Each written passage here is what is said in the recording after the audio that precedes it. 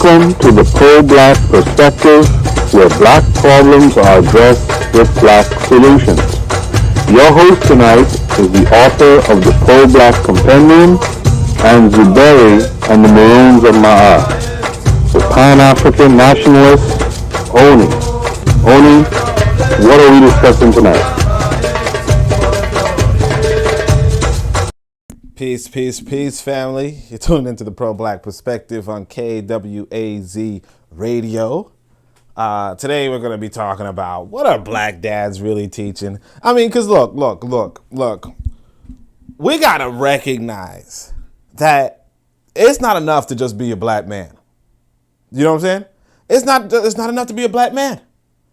But also, I want to also get into what are these white boys teaching? As to say, is Georgia racism just common damn sense? We're gonna come to this this lady who's you sitting there wondering, hold on a second, is this motherfucker quote unquote racist? The right one? All right, so it's gonna be live, it's gonna be nice. But before we get started, let me first remind you all that I'm part of a podcasting network called KWAZ Radio. This is D-Web with the Harsh Reality Podcast, asking you to tune in where we tackle the news of the day that affects our community, only on KWAZ Radio. Greetings, everyone. This is Koku from the Bitter Medicine Podcast, inviting you to tune in to the Bitter Medicine Podcast on KWAZ Radio. Greetings, fam. Tune in to The Learning Curve with me, the revolutionary matron on KWAZ Radio. You are listening to the Pro-Black Perspective on KWAZ Radio. All right. So I see in the chat we got Lero. Lero's in the building. Lero says, peace, loved ones. So y'all know what's up with that. Other than that, let's get started. We're going to start off with some BANs. Oh, my fault. I forgot. I don't know if this is possible, but can I give her a hug, please? Please? Yes. It's time to kick ass and chew bubblegum. And I'm all out of gum. Time to kick ass and chew bubblegum. And I'm all out of gum. All right. Let's see something. Hold on a second. Them drums is loud as... Hold on a second. My drums is loud? Uh-oh. Were they loud right now, or they just loud like during the other thing? Shit. Let me see. How do I turn down... You know, I'm just trying to get y'all dancing. Y'all know how it is. If you ain't dancing, I don't know, you ain't listening. You know what I'm saying? But let me see if I could put down these drums. It's tough. Like, y'all don't know my screen right now, but it's just like a bunch of buttons. Oh, yeah. I should do it. Alright, so anyway. Oh, you know what happened? I turned up the... I see what's going on. I turned up my desktop audio, and so what that did was, yeah, I see what happened. All right, you know what? Screw it. Just F it. We'll do it live. All right. I forgot y'all sensitive to noise, man. All right, whatever. All right. So anyway, we gonna first start it off with why the live is gonna be sparse. Why there's not too many people here? How many people right now? Let me see how many people right now. I'm gonna check. So there's 2 people. You know what I'm saying? I mean, the chat says 2. All right, now it just jumped up to 5. But the chat said 2 for a second. We got 3 confirmed: Lero, Keta, and Kofi. But yeah, I'm gonna show you why there's only 5 folk. Okay, or why there's only 3 folk. This is it. Apparently this is somebody I should probably know, Tez. Although I'm finna block this person just for the later effect. But they say today this is going down at Revolt Summit. Dear America, run my check. The definitive reparations conversation. Now you might be like, what? Definitive reparations conversation? Let's hear this, man. It got a moderator, Mr. Van Lathan. It got Tez, whoever that is. Looks like it's this chubby wubby. I didn't realize, because this picture don't look like she's too chubby, but here she is. You got Killer Mike, another chubby wubby, I guess. You got Tariq Nasheed. You got Rizza Islam, and then you got these other folk. I don't know who they are. I'm guessing this is Van, and one of these is Camilla, and one of them is E. Alex the Great. Let me see. You probably could see. Okay, so this one's E. Alex the Great. This one to the right, I think. And the other one to the left is Camilla. Yep, got it. All right, so now you might be like, yo, what? The definitive reparations discussion? Like, shit, I don't know who these people are. I don't know how they're going to be the ones to have the definitive reparations discussion. You would think if it would be some governmental agency or something, but nah, it's probably going to be an entertainer, a grifter, and an entertainer and grifter. You know what I'm saying? And then, three sisters that, ain't nobody, missed you. You know what I'm saying? But this is the definitive one. Okay? It's at a hip-hop event, Revolt Summit. It's actually a big platform. Don't let the 1,500 followers fool you, right? But look at this. So this is what's happening right now in 15 minutes. So I understand if you guys dip out. I know y'all got y'all tickets. Some of y'all got y'all tickets at least. I know that. Or y'all just tuning into the music. I know that. But for an hour, the definitive reparations conversation with, what is it? 6 people, 7 people, 6 people in the moderator, right? Is going to happen in an hour. Less than 10 minutes each. Less than 10 minutes each for the definitive reparations conversation. This is what is called a joke. I can read the thing, with nearly, it's going to take me an hour to just read this shit. With nearly 85% of black Americans believing that there should be some form of compensation delivered to the descendants of American slavery, Revolt Black News moderates a solution-oriented discussion about our payback for building this country for free. Fucktards. Anyway, so that's the reason why I call them BAN is I'm just saying this, man. First off, why are you doing it at my time? You know damn well I'm podcasting at 11 a.m. You know what I'm saying? You know damn well that's a BAN on that part, right? But anyway, he says, why the lies for to be sponsored? And I said, you got 1 hour. You know what I'm saying? Y'all got 1 hour. This 1 hour to just have the definitive definitive reparations discussion. You know what I'm saying? Well, of course, they're going to have like 3 hours for the definitive hip-hop discussion. Oh, fucking jokes. All right, so this is the next one. So you're thinking, okay, this is stupid, right? You see, I got Tariq Nasheed blocked. I'm finna block this Tez lady, but I wanted to. But you can't show they post right now and block them. So somebody says, look, what? This is happening. Oh shit, boy. Well, what about where's Ice Cube? Now, of course, your panel's already full. You know what I'm saying? You got an hour. You got 60 minutes for 6 people, right? And you got a moderator. Okay? So that means that it's going, if the moderator speaks even for a second, it's going to be 10 minutes, at most 10 minutes for, or not at most, on average, 10 minutes, less than 10 minutes for everybody, right? So, he says, where's Ice Cube?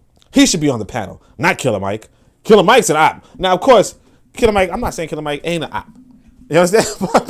but you got known defrauded, not just known defrauded, known descendant of defrauders, Rizza Islam. Okay? Like his mama was defrauded. Like known. Like in the courtroom. Known. You know what I'm saying? And then Tariq Nasheed, the guy who shows you a yoga studio and says he building a museum. You know what I'm saying? Hey, you talk about Killer Mike the rapper.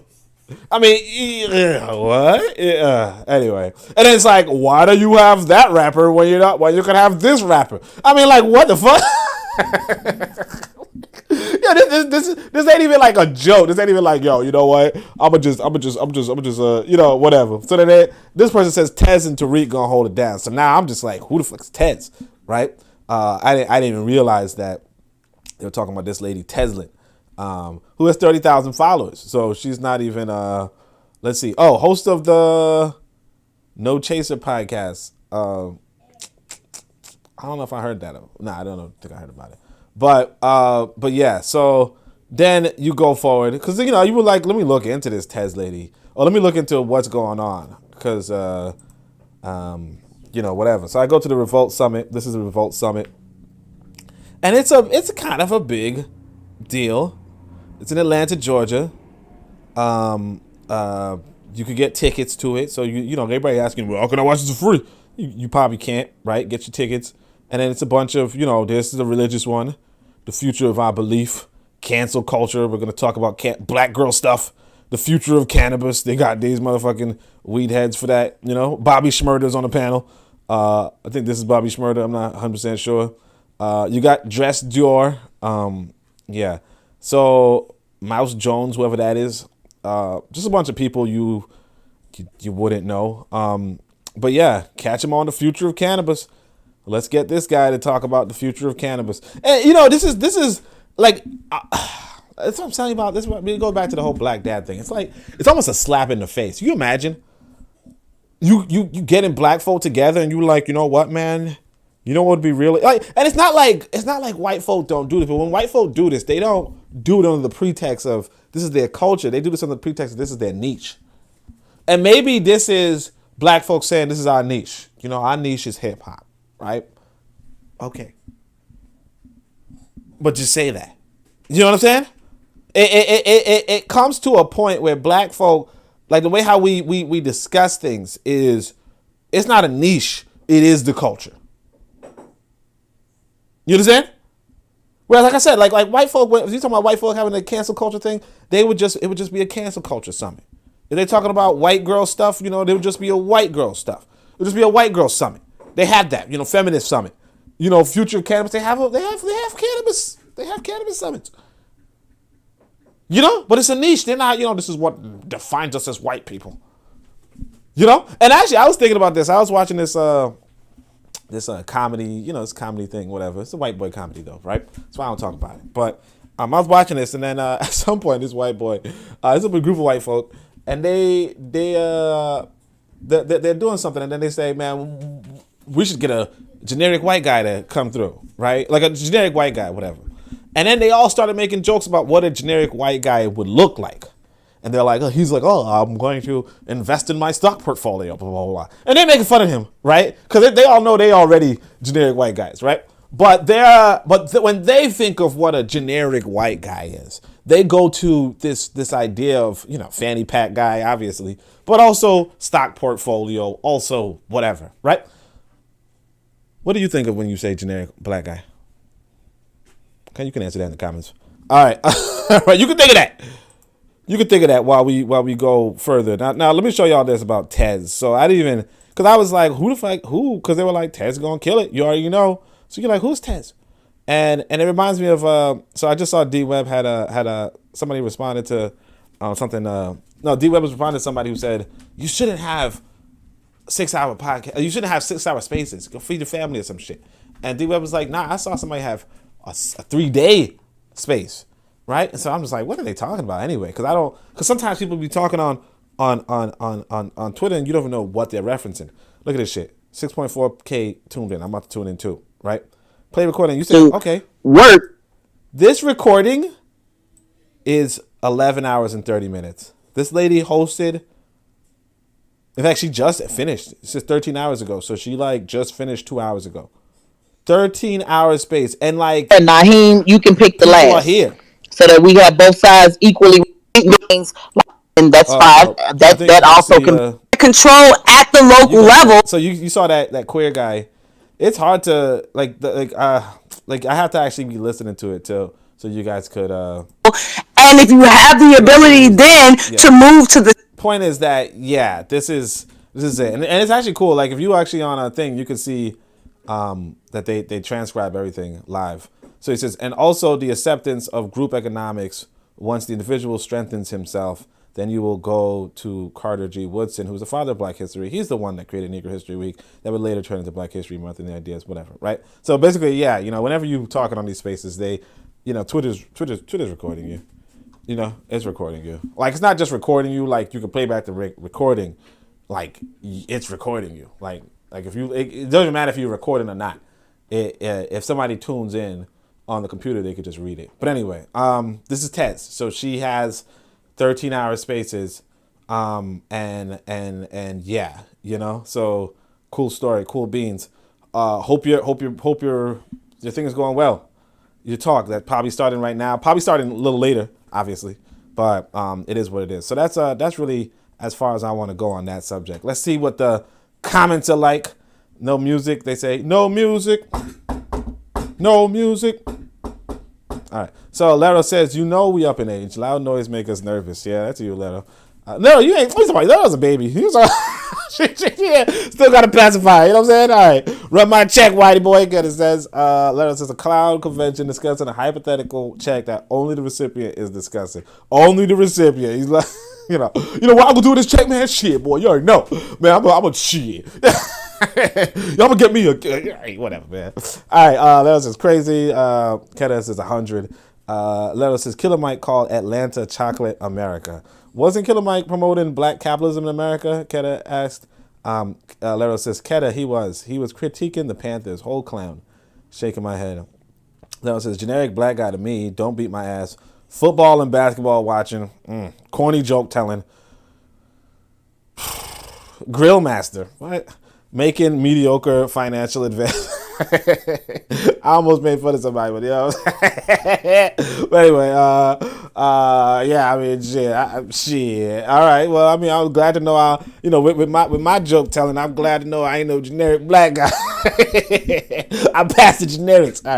All right. Anyway, yeah, that's what I'm saying, man. These white people, they're joking. They're like, what's my stock portfolio like? He's wearing a fanny pack and he spells his name weird, or some shit, They was clouded though. Anyway, yeah, basketball watching most definitely. In America, definitely. What's this tell you about entertainment? Oh yeah, so this was it's not even that important, but I want y'all to listen to this because this has some lessons in it. Okay. I'm not gonna apologize for. Now, real talk though, I should have blocked this lady. They them like off rip. I don't even know if she ever says anything or he ever says anything. I don't. Are they? I guess. They got him. Jordan said it, got him. Like, I don't know the fuck this is. But yeah, you should block this person off rip just off of the pronouns. But anyway, this video, this lady's gonna talk about how. Now, here's the thing. I'll actually preface this. She's gonna say that white girl, period, whatever, right? Got a record deal. Now later on, the white girl is like, I ain't getting no record deal. That was that's just somebody grifting. You know what I'm saying? So basically, somebody else creates an account impersonating her, and then also creates an account impersonating the record executive, and then they are, playing both sides. Like, oh yes, maybe to solicit donations for her. You know what I'm saying? Like. She's like if her impersonation sets up a Cash App and you send money to the Cash App, you're really sending money to the guy who's pretending to be both of them, right? I don't know, right? She doesn't know either because she's an idiot, but I don't know because I didn't really care. I didn't even look into it. Point is, the girl didn't get a record deal. However, this woman is going to complain that the girl got a record deal and say the reason why she didn't get a record deal, and that's what's really important. As to why she doesn't get a record deal. And remember the preface for this one is what's this tell you about entertainment? Crying because I'm human. But let me get this straight. The very same A&R and label executives that sat up in my face 7 months ago and told me that I was talented, but my activism overshadows my music, just gave this girl a record deal. Like, this man legit just gave this girl a whole record deal. Let me make myself clear. I'm not mad at the girl. I don't have a problem with the girl. I thought the video was funny myself, but now I see why people were telling me to take it down. I'm more than likely going to take this video down. I don't know. I wouldn't be so upset if those same A&R representatives didn't sit up in my face and tell me that my activism for the black community was a pop. And then they turn around and it's all good. I'm going to adjust my own crown and I'm going to keep it pushing. Follow me on Spotify. Link in my bio. New music on the way. What? Okay, so anyway. So now what's notable? Now there's two that's notable actually. Sister was crying. Okay? crying. I mean, I don't do it myself, but crying is that means something. I'm sure it does. I don't do it myself personally, but I'm sure it does. It does mean something, right? Number two, there's another video of her, same black girl, listening to that white girl explain to her, right, how she didn't get a record deal. And she's kind of like, so you kind of know she's low-key following the girl. And you also know how she says that, people telling me to take down the video, as to say that it might even be her, this black girl, who promoted the white girl, or was one of the people promoting the white girl. You know what I'm saying? In a major way. As to say, it's kind of like you shoot your own foot type thing. Either way, why I put this up, not to say that there's nothing wrong with this lady per se. I mean, it's obviously, she's not the enemy within. She's obviously not, squeaky clean, but she's not the enemy within. What you see is that the record companies are saying, hey, you're doing activism for black folk? You can't get a record deal. Right? And now what that does for her is that gives her some choices, and it also gives other people choices. And the choice is, well, I will come to you without the activism, or I'll come to you with an Askari mindset. And so what that tells you about the entertainment industry in particular is that the people who get promoted are handpicked to be against the black community. You understand?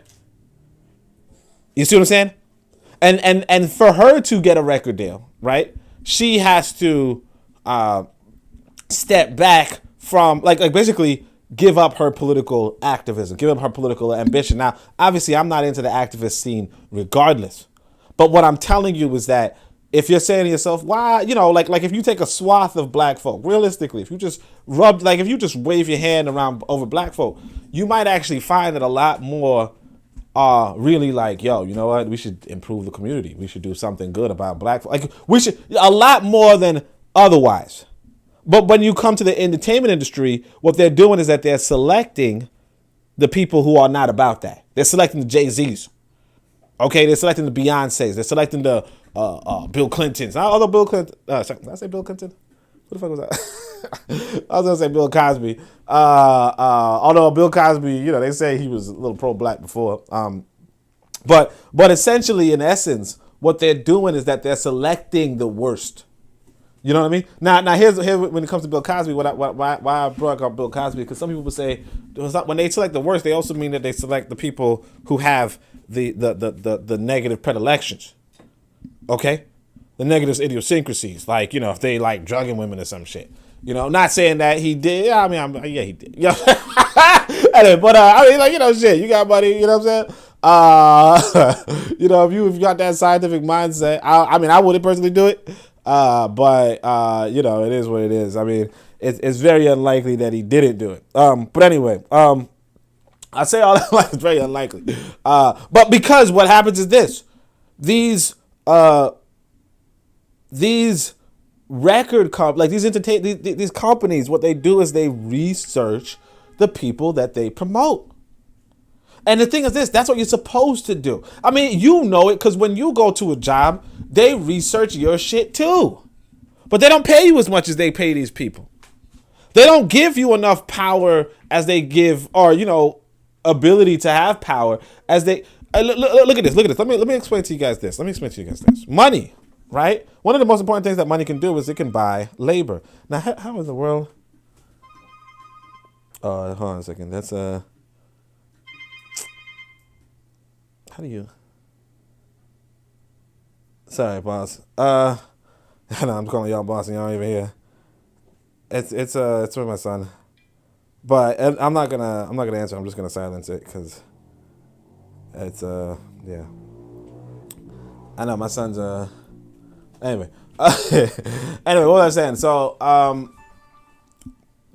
the thing I was saying was that they know what they're doing. Oh yeah, so money, what money does is it can buy labor. Okay?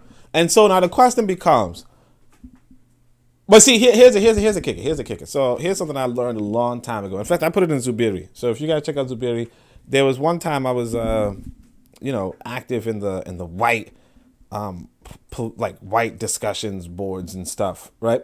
And Lero says I'm the epitome of generic white guy, black guy. I won't. What? First off, I didn't even know what a basketball team. I don't even know what a basketball is. Like, what are you talking about? And plus, like, football, you talking about soccer? I don't even know. Anyway, I'll never cry for the internet. I don't care what happened. That's wild.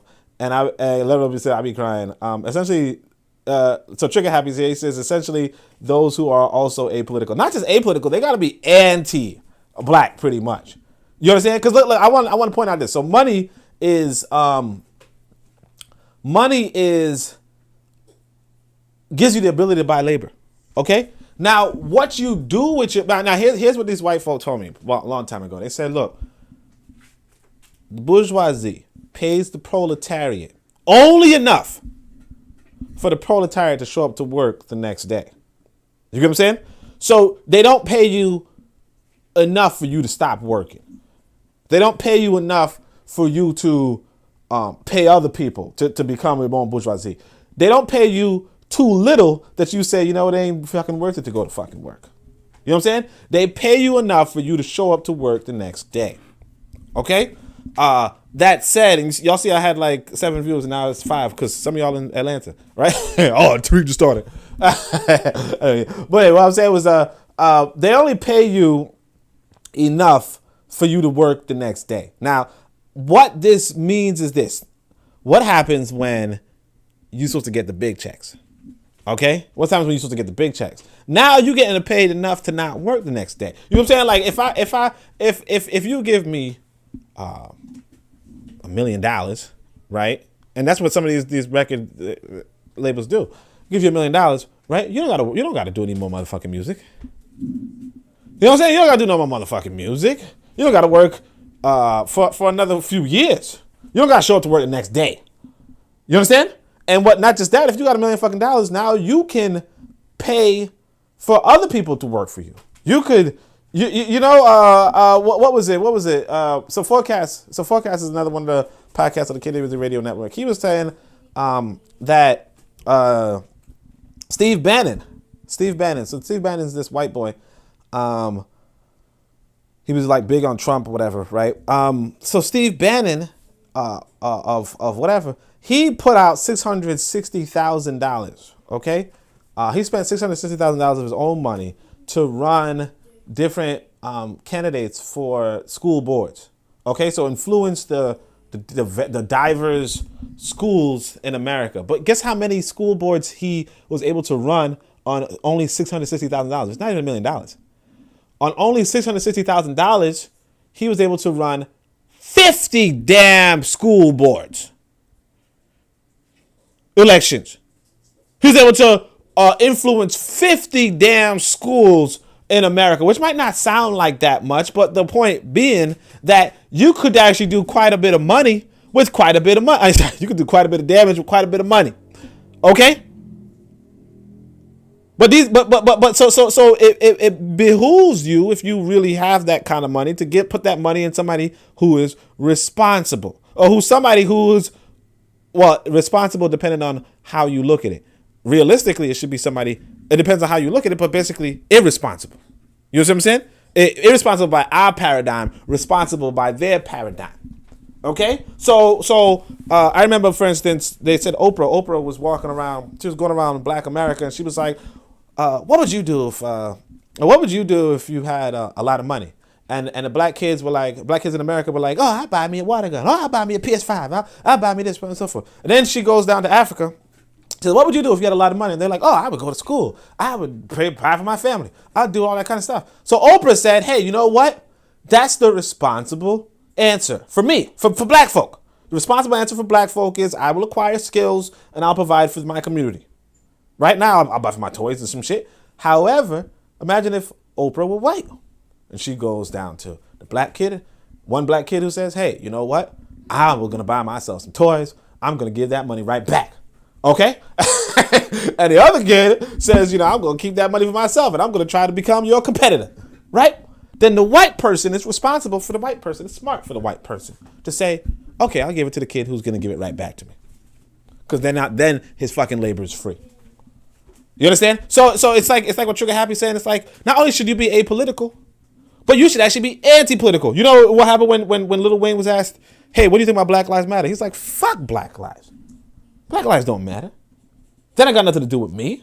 Black kid gets shot, that's good for that motherfucker. I mean, he didn't say it like that verbatim, but the point is that kind of mentality. Now, if I were a white person, right, and I you know, now of course not me. I'm not trying to be honest to white folk, right? But they're also gonna be watching me. But if a white person stopped, like if I would completely understand if a white person had, if he was like, you know, I'm gonna give $1 million to a good rapper, right? And I came up with my track, and my track's fire. You already know.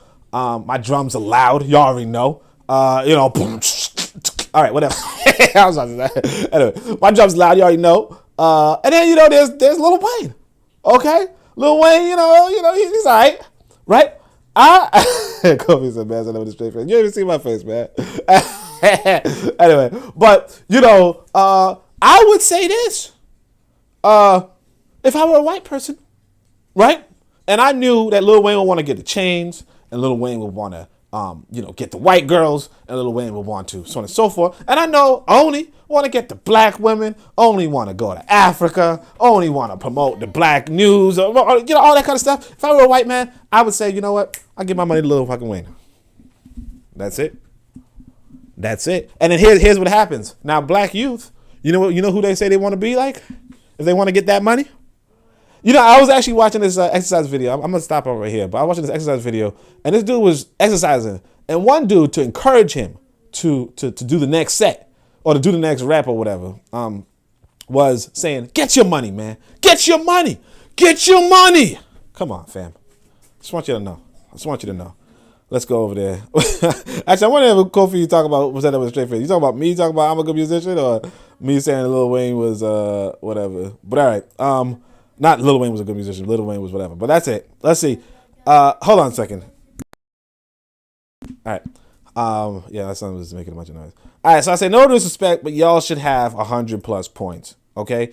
This is what I want y'all to understand. Now, this is no disrespect to these black folk, these quote unquote Pan-Africanists or whatever they call themselves, but like, this is embarrassing. Check this out. It says each block is worth points. Post your scores. I got 25. Okay? So now look how easy it is to get 25 points. First off, you got Yvette Carnell. No, first off, this guy is 20 points. This person is 20 points, right? This person is 15 points. This person is already 25 points. This guy is saying, now he posts the image. Okay? He posts the image. And he's saying that he only got 25 points, which basically means either he only blocked Tariq Nasheed, or he blocked one of these 20 points people and one of these 5 point people who nobody even knows who the fuck they are, or he blocked a 15 point and this guy who's the only 10 point, or 2 of these 5 points. But anyway, but point is, whatever. You guys get it. It's basically, it seems like he only blocked Tariq Nasheed. Somebody else says, sheesh, I got 26, right? Another person said 51. Another person said 30 something. And I'm looking at this like, you could probably go through the quote tweets. Now let me not even do that, because you never know. 6. Person says 6. You know, I'm 100 plus. Like, if you don't got 100 plus on this shit, then what the fuck are you, like you're part of the problem. I want you to understand that.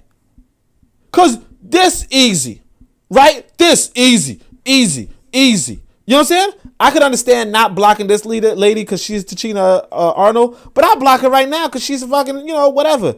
The only reason why I would say, I think I blocked some of these other people. I don't even know who they are because I just blocked them.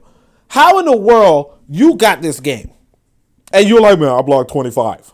Oh, I got 26. Like that, y'all just and it's like, just leave them a fucking alone. So I was it yesterday. I think it was KD on 7. In the Shoot the Breeze chat was like, Yvette Carnell's done.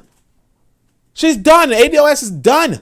No more ADOS conference. It's done. You just gotta ignore it. But nah, what happens is, oh my gosh, man. Oh, the urban terrain just had a. Oh, God. Just don't give a fuck. Cause it ain't that important. Like what happens when people are trolling, and this is this basic common sense. I'll tell y'all this. So, I don't remember. I used to have television, and so there was this cartoon called I shouldn't even say the name of the cartoon, but basically, in the cartoon, they dramatized where there was this some character was a troll, like a bridge troll or whatever, and they were like, in order to beat this troll, all you gotta do is ignore it. And the troll's trying its hardest, your mother this, your mother that. And all you got to do to make the troll shrink and disappear is ignore it. But we don't, and this is a children's cartoon. It's not even like, this is like, some psychologist, who's studied, various. It's a children's cartoon. It's not an advanced concept. Just ignore the troll because they're always trolling. Man, you know what? I think Africans. What the fuck you care, man? Get your paper, right? Like the black man would tell you, get your money, right? Get your money, okay, and get your black ass out of this fucking continent. Like just go. Don't even sweat when these Africans. You guys are gonna have to pay me. You're gonna have to pay me. Shut the fuck up, man. You cut me check. Tirade. All right. Anyway, I ain't even gonna go into that too long. Let's see what the comments are like. Kofi said Lil Wayne. Like you said that. Brother Bakari says Amani Ungu. Amani. Kofi says the bottom right lady is the one who went to the radio station protest and was kicked out. I didn't remember her. Like, she's like this lady right here? I didn't remember her. Yeah. I know this guy held like a space before. Is this Khalees? Who the fuck is this? That's probably not Khalees, but I know Khalees had that look. This guy's a whole queer. I don't even know who this is. Or is this Boyce Watkins? I don't even know who that is. All right, well, anyway, whatever. But yeah, like, just get 100 plus, man. Like, it's pretty easy. Pretty damn common sense. I'm surprised that Tez lady's not here, but I wouldn't have recognized her anyway. Or maybe that's her. I don't know. But yeah. So that's it. I'm just saying, no disrespect, but y'all should have had less. Y'all should have had over 100. And let's say, even I wouldn't say this. Oh yeah, so this is some other, like, even like y'all know, I be sometimes joking on your boy Amos, but even I wouldn't say this. Look at this motherfucker. So this is Black Paradox. He's gonna say, somebody said this. So he says, Amos Wilson is a government funded agent because he went to Morehouse. Laugh my ass off, bros. Come on, right? And so you're like, what is he talking about? Like, because again, people be like tweeting stuff, like referencing other things that nobody else saw. And so this is what he's referencing. It's just screenshots. And here's the thing too. It's like, why would, this has like 8, that's like 8 likes. Why would anybody have seen this? You know what I mean? like nobody even knows that this was happening. And people just like quote things randomly. So he says, like, which ones? Because all I see are agents of white supremacy. It's like Dr. Amos Wilson, for starters. He was an agent funded by white supremacists. You got proof of that? Yeah, for starters, he went to Morehouse where all the agents are born. That's not definitive proof, though. I mean, so anyway, matter of fact, it had like 0 likes, matter of fact. I'm guessing this guy is saying something about, I actually don't even know what the context was. I never looked it up.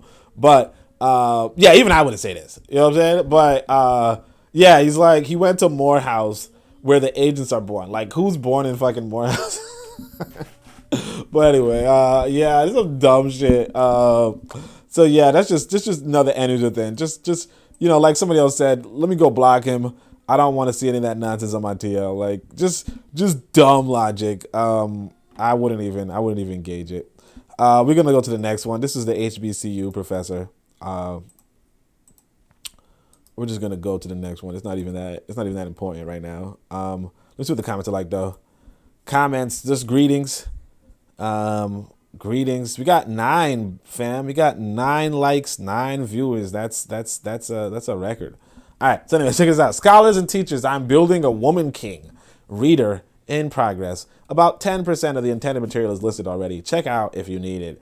And it's like, okay, who is this? You know? Like Ana Lucia Arujao or whatever. A whole white lady. Like why is she? And then you're like, who is this? Like, why are you writing a book on this movie? Because she, like, if you look at other posts of hers, she's just like, the Dahomey enslaved African people. This lady's a whole Portuguese woman. She's a whole Portuguese woman trying to tell us that the Africans enslaved, like a whole Portuguese woman. And then on top of that, now here's where the interesting thing comes in. She's an HBCU professor. She's a Howard University professor. So a Howard University professor is running behind this movie trying to put, and she's from Portugal, okay? She's trying to put the enslavement of African people on African people. And remember, again, like I don't know how many times I gotta say this, because some of y'all not even listening. She's from Portugal. Hold on a second. Look at this. I think this is one of her books. Brazil Through French Eyes. Like she's had everybody, like of all the people, of all the countries. So if you talk about European enslavement of African people, the first country that should come to mind, you know, chronologically, is Portugal. First country. And here she is, Brazil through French eyes. You know? The fuck? The French. No, Brazil. And now she going on the home. And you're like, yo, she's in a black university. A black university. So let's see what this is like. Hold on a second. I told this kid to eat his. All right, so Arujua is probably Portuguese. Perhaps she's descended from the Portuguese characters in the movie. You understand? And then let's see what this is. I think somebody else was just asking the same damn question, which is, why in the world is a Howard University professor? Why is this white woman? So she's like, look, 27 years after the story told in the movie Woman King, in 1850, King Gezo wrote a letter to Queen Victoria telling her that he would not be able to stop the slave trade in his own country. You know? And it's like, actually, that doesn't sound too uninteresting. But anyway, the fact that this woman is a professor at the HBCU is alarming. And that is why black people must become certified in these subjects to teach in their own schools. You know, I mean, you know, you should be able to teach in your own schools regardless. But let's say, being desirous that the slave trade should stop in the minor ports prior to my entering into a treaty, as a request that you will endeavor to blockade the slave ports between Kitten and Lagos, and then I will endeavor to enter into an agreement for the stoppage of the slave trade in my own country. Present, my people are a warlike people and unaccustomed to agricultural pursuits. I should not be enabled to keep up my revenue were I once to stop the slave trade. I am always desirous of being at peace with Great Britain. I am anxious that some person should be sent as governor to the fort at, and having known him, should wish for Lieutenant Forbes. Some years ago, I entrusted 2 girls and 1 boy to the care of Mr. Freeman. I am anxious they should be returned. I am anxious that missionaries should settle at, oh my gosh. I hope this is the, like, you kind of wish this was a fake letter. that motherfucker cool. But I mean, look, you got to recognize too that this is 1850. You know what I'm saying? Like, a lot of us kind of look at Africa like, oh, that shit is like from ancient history. 1850 is like pretty much around the same time that Frederick Douglass is, you know, walking around and talking shit. You know what I'm saying? So it's not like they weren't, like, it was not like there was only going to be coons in America or some shit. You know what I'm saying? They're you know, the British had a stranglehold. But yeah, that's a cooning letter. I ain't gonna hold y'all. That's a cooning letter. But here's this white woman out of nowhere, just 27 years after the story told in Woman King. You know? But you remember, this is 1850. It's not like legit. This is like, yeah. And this dude's like, he had his 2 kids. I entrusted 3 kids to some white boy, and he just left with them. That white boy is gone, man. I'm sorry. Like, what? You know what I'm saying? And yeah, he's like, yeah. Anyway, that's pretty interesting. I ain't gonna hold y'all, but still, let's see what this is. Comments. Trigger Happy says, we never seem to learn that we shouldn't build familiarity, but then again, HBCUs have an array of problems that it tracks that they allow white professors to come in and talk nonsense. Yeah. Lero says, I low-key be whole sick of the Dahomey slavery discourse. Who cares? Like, for real. Self-hating blacks got these crackers comfortable speaking slander on our history. Stuff got me tight, low-key. To boil down Dahomey history to, yeah. Ketter says, yes, I think whiteys will use this film just to justify their arguments that blacks sold blacks, living out the warrior queen character, fighting them. That's what I'm saying. Like, that's the thing I realize, man. Like I said, I tell y'all this. It's not social media. It's media social. It's not social media. It's a media social. I be seeing folk talking about we're going to talk about it later. Dahmer, I guess. Because I'm just wondering why I didn't even know why Jeffrey Dahmer was even a subject recently. But apparently it's because Netflix released a thing. And now it becomes the passion project of a bunch of black folk. It don't even make any sense. It's just like, nobody talking about Dahomey. Then suddenly it's a passion project.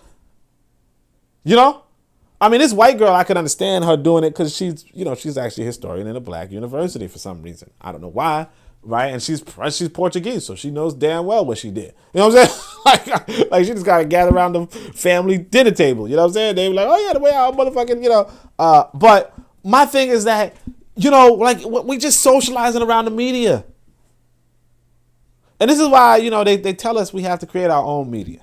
And we also have to create our own socials for the media. One of the most important things, like sometimes I tell y'all I'm a game developer, right? I don't got no games developed, but still. I just tell you I'm a game developer. And one of the most important things you want to do as a game developer, right, is make a game and make a social aspect to it, right? Because if you make a social aspect to your game, right, it's that people are going to keep playing it. Okay, people are going to keep playing it for the social thing. One of the bigger games right now, if you're in the gaming community, one of the more talked about games is this game called Skyrim. Okay, it's an Elder Scroll, whatever. That thing came out, I don't know, like 15 years ago, 20 years ago, I don't know. But people still playing it. Why? Because there's a modding community that continually mods the game.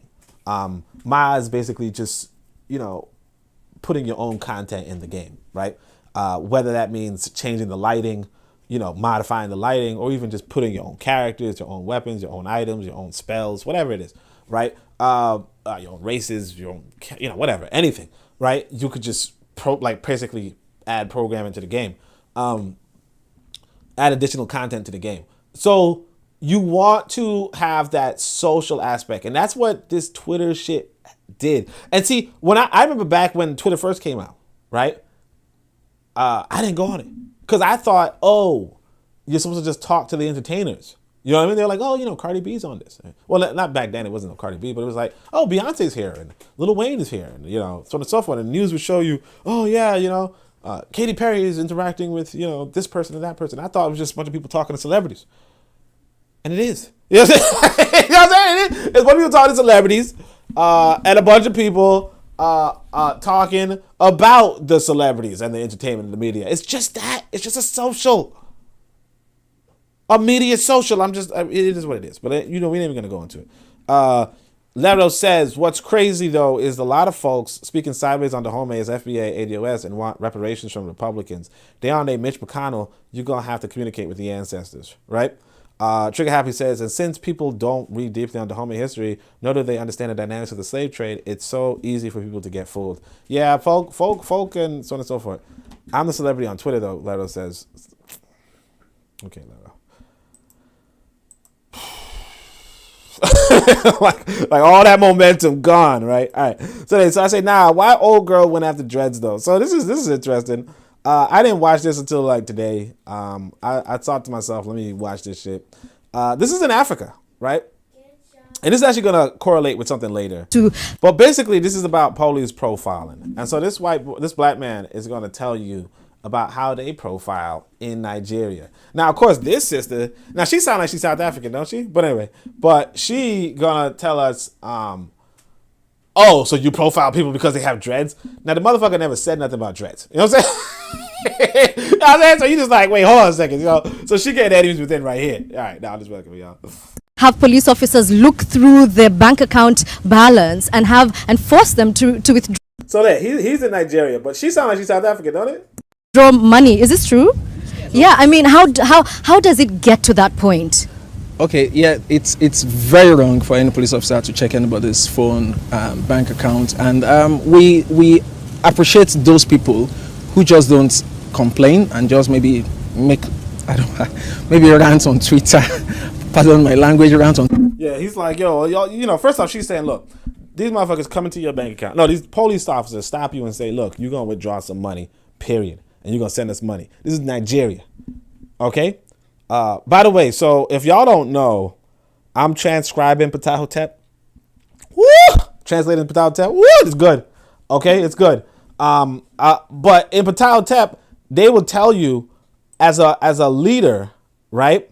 As a leader, you should not be doing that. I mean, sorry. If you are using intimidation, fear to control people, to extort people, then you will get punished. Right here, I got it right here. So look, it says, decided to go to paper and pen route. Number 6 is deep.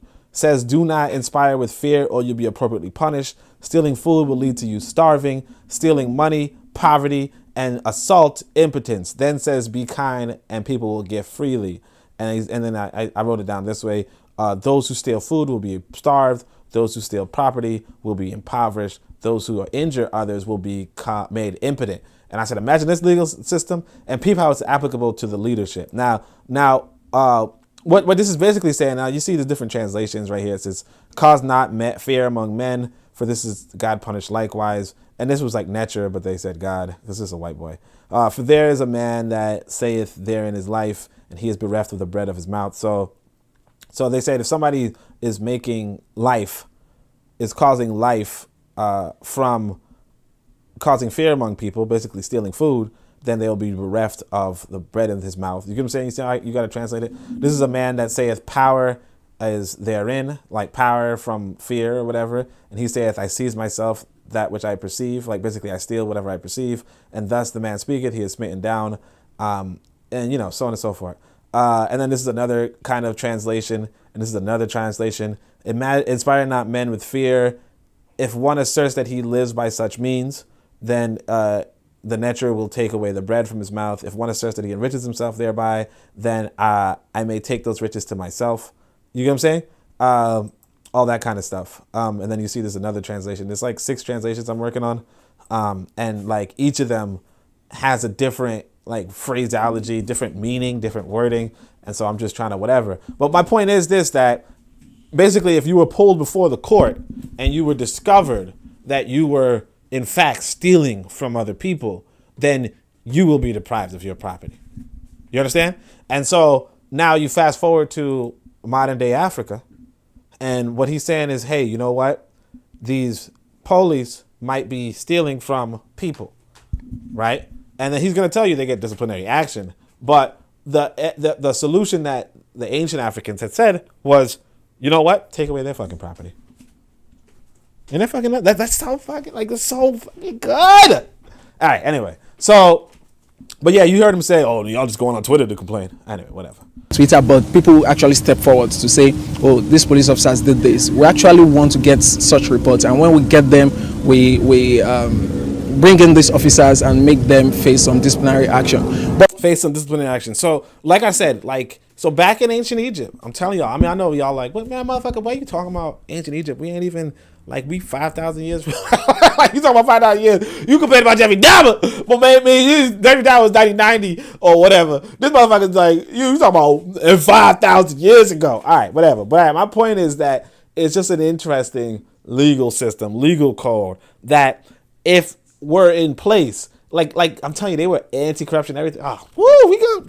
I'm about to publish this book. Y'all better watch out. All right. Anyway, it's actually wrong. And if I may say this, I'm not trying to defend this bad behavior. It's not a defense, but you know, statistically, you see that most times certain crimes are committed by certain age group, and they often, not always, but they often have this look, this tattoo, and this. I mean, yeah, that's profiling. That's profiling. Yes, but for a police officer. So what are we saying? Nobody in Nigeria should wear dreadlocks? Like, okay, so look, you'll see that though, right? Ain't nobody said nothing about dreadlocks. Man said, they got a certain look, they got tattoos. Like, you could say, oh, so what you saying? Nobody should have tattoos? That would make a little more sense. But nobody said nothing about dreadlocks. Nobody. She's like, oh, so that motherfucking dirty dreads. Okay. Meanwhile, she got all right, whatever. I said from the beginning of this is not a defense. But as a police officer, I remember that the last 10 people that confessed to this particular crime actually have certain indices. Physical characteristics. Maybe not physical, but indices. You would not blame me if I see somebody with those indices, and the first thing that comes to my mind is, the last 10 people are arrested. Okay, let me come to Jay. Okay, so I don't know if Lero's gonna say fuck 12 even here, or if she's gonna say the motherfucker cute, so she's gonna say fuck 12. Nah, I'm just fucking it. I'll just alright, whatever. That word has so much versatility.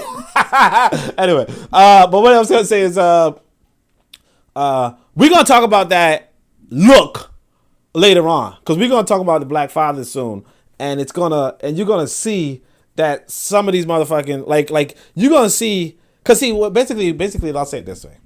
White folk do this profiling to us, and we be like, "Why the fuck are you profiling us?" Blah, blah, blah, blah, blah. But then here we go to Africa, and they're gonna profile a look too. And in fact, I actually heard that too. I heard that when I was in Ghana, because she said something about dreadlocks. When I was in Ghana, some sister said, "Now I was like, I hope nobody minds that. Like, I legit don't even like, because when I'm in Ghana, I'm not fucking working, right?" So I'm like, I hope nobody's like looking at me like, why this motherfucker ain't going to no damn work? And they're like, no, it's not like you're begging or something. And, you might have locks, but you're not begging. And it's like, what? And so basically, basically the way how my hair grow, I do freeform locks, right? So the way freeform locks is that freeform locks is how your hair grow out of your head. Like if you do not groom, if you don't spend any damn time grooming, that's when you're going to have freeform locks. You know what I'm saying? Particularly if you have like, the 4C hairstyle, either way, that said, that legit, like for instance, like when we first came out of the ships, we mostly had matted hair because we was laying down or some shit, like that's how your hair grows. That's partly why the term dreadlocks comes from. They say it's like, they the dreaded hairstyle from being, on the bottom of a boat for months. But anyway, let's just, without any grooming, you ain't have no fucking, mirrors and shit. But anyway, we're going to stop at that. The sister just came after the locks people, and I just said, let me share that. And also, I think it's going to be good for another thing later on. Hold on a second.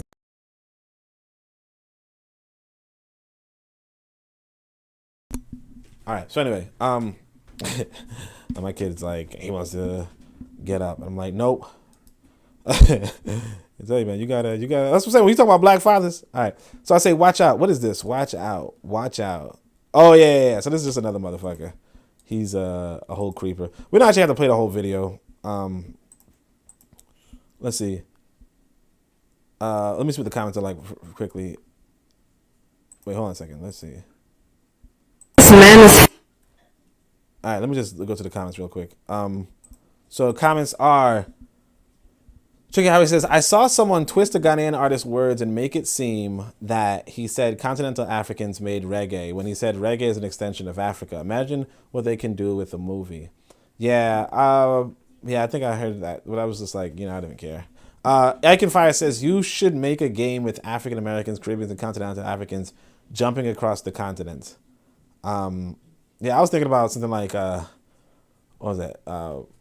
Oregon's Trail for a second, but I was like, nah, forget it.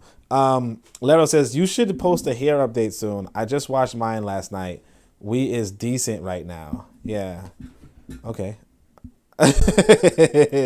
Lero. All right. So this is a human trafficking. Say might help someone. Not NB. I'm not the lady speaking in the video. Following me around. I have no idea why he's following me, and he just keeps following me. I have no reason why, and he literally just keeps following me.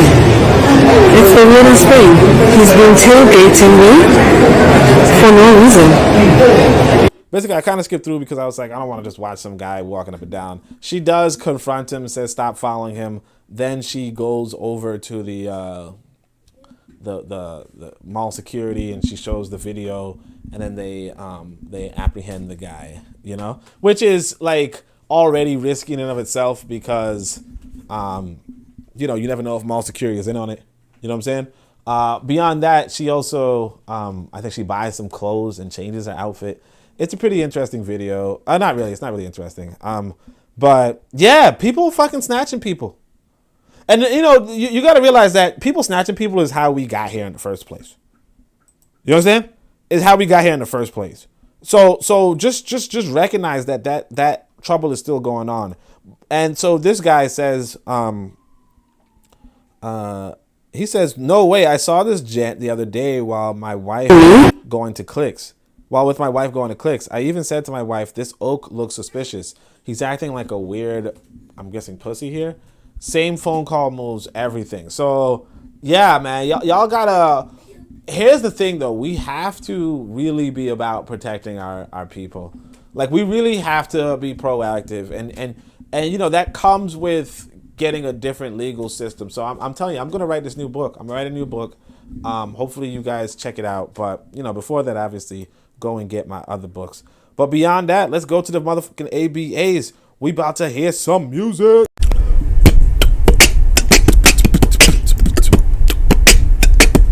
I can't make you love me if you don't. You can make your heart feel something is wrong. Wait, no, don't call me. Don't call me an African. I'm an Indian. Shit, you call me slave. You call me no damn African. No, I'm even born an African. I'm an African.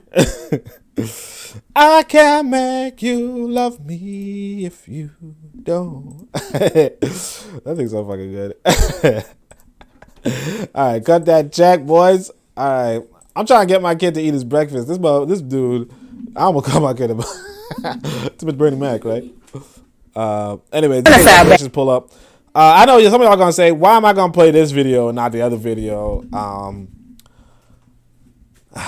You know, like, you know what I'm saying? What can I say?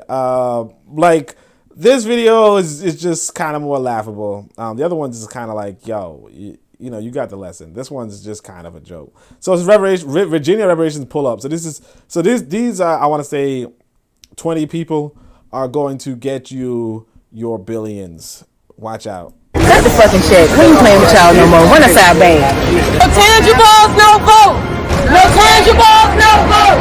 No tangibles, no vote. Never. You said what?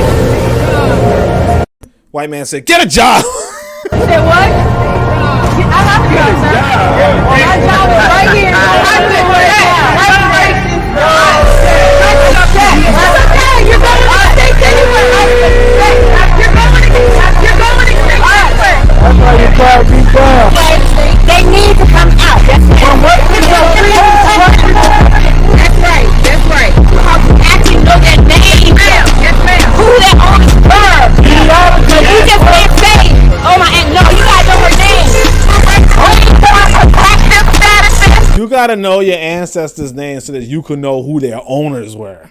Like, what?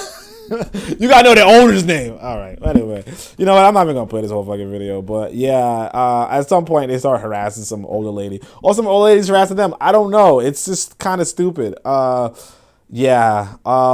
Yeah. Reparations pull up. Cut that check. Anyway, part of me just wanted to sing that song. You know. So I say, not calling her a racist. Oh yeah. So this one y'all not gonna agree with me on, but you know what? I'm not gonna. Well, forecast is gonna say I'm siding with this Indian lady. I'm not siding with this Indian lady, okay? But I'm gonna say that the Indian lady had a point here. You know what I mean? Now watch this.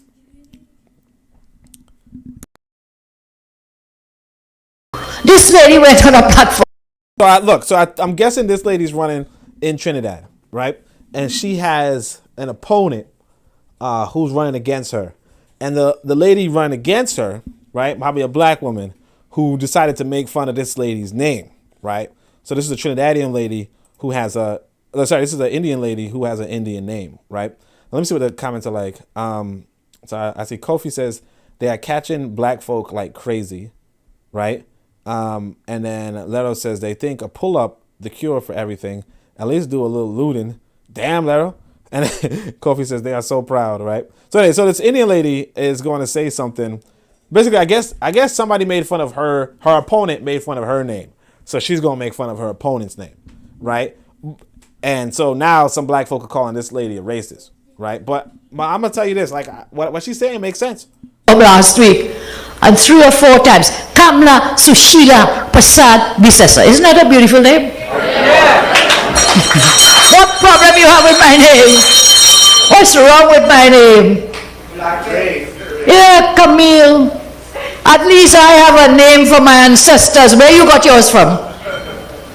Your name is that of a slave master. So be real, understand. We respect you. We respect ourselves.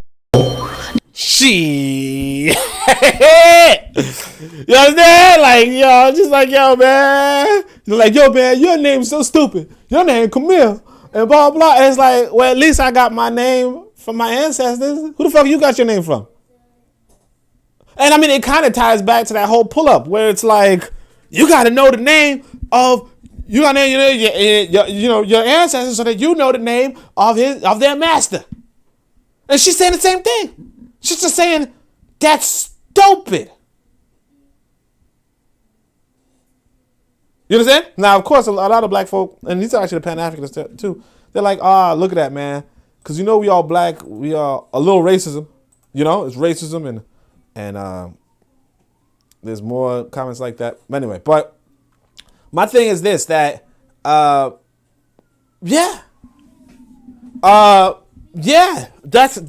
is, it's not racism. I mean, whether you call it racism or not, it's common sense. So what did I say to this? What did I say to this again? So I said, look, you know, in all honesty, if you in a glass house, don't throw fucking stones. You know what I mean? Can't be in a glass house throwing rocks. Ain't gonna diss someone's traditional name if I don't have my own. A black man named Juan Lu can't make fun of no one's name.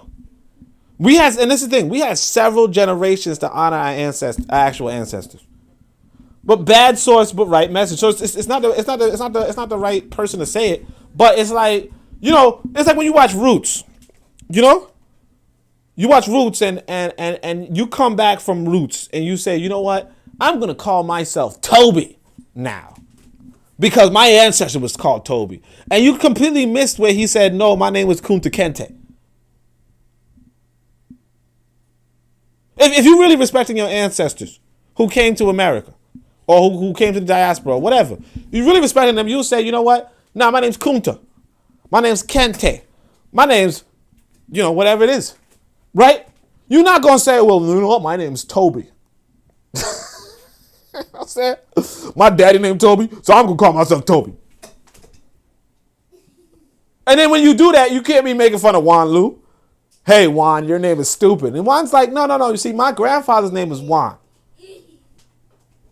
Toby was the name that some dude just told you to beat Kunta to call himself.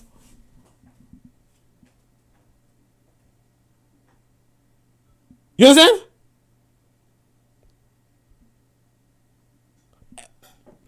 You gotta respect your ancestors. You gotta respect your ancestors in a realistic way. You know, not just, you know, like the other lady was saying, oh, I respect my ancestors, you know, so I can get that check.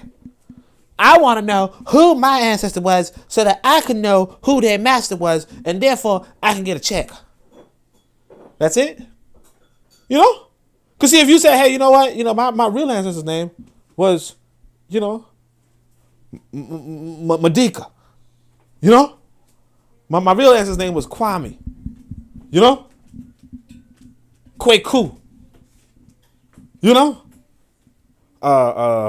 Ophiong. That's my real ancestor's name.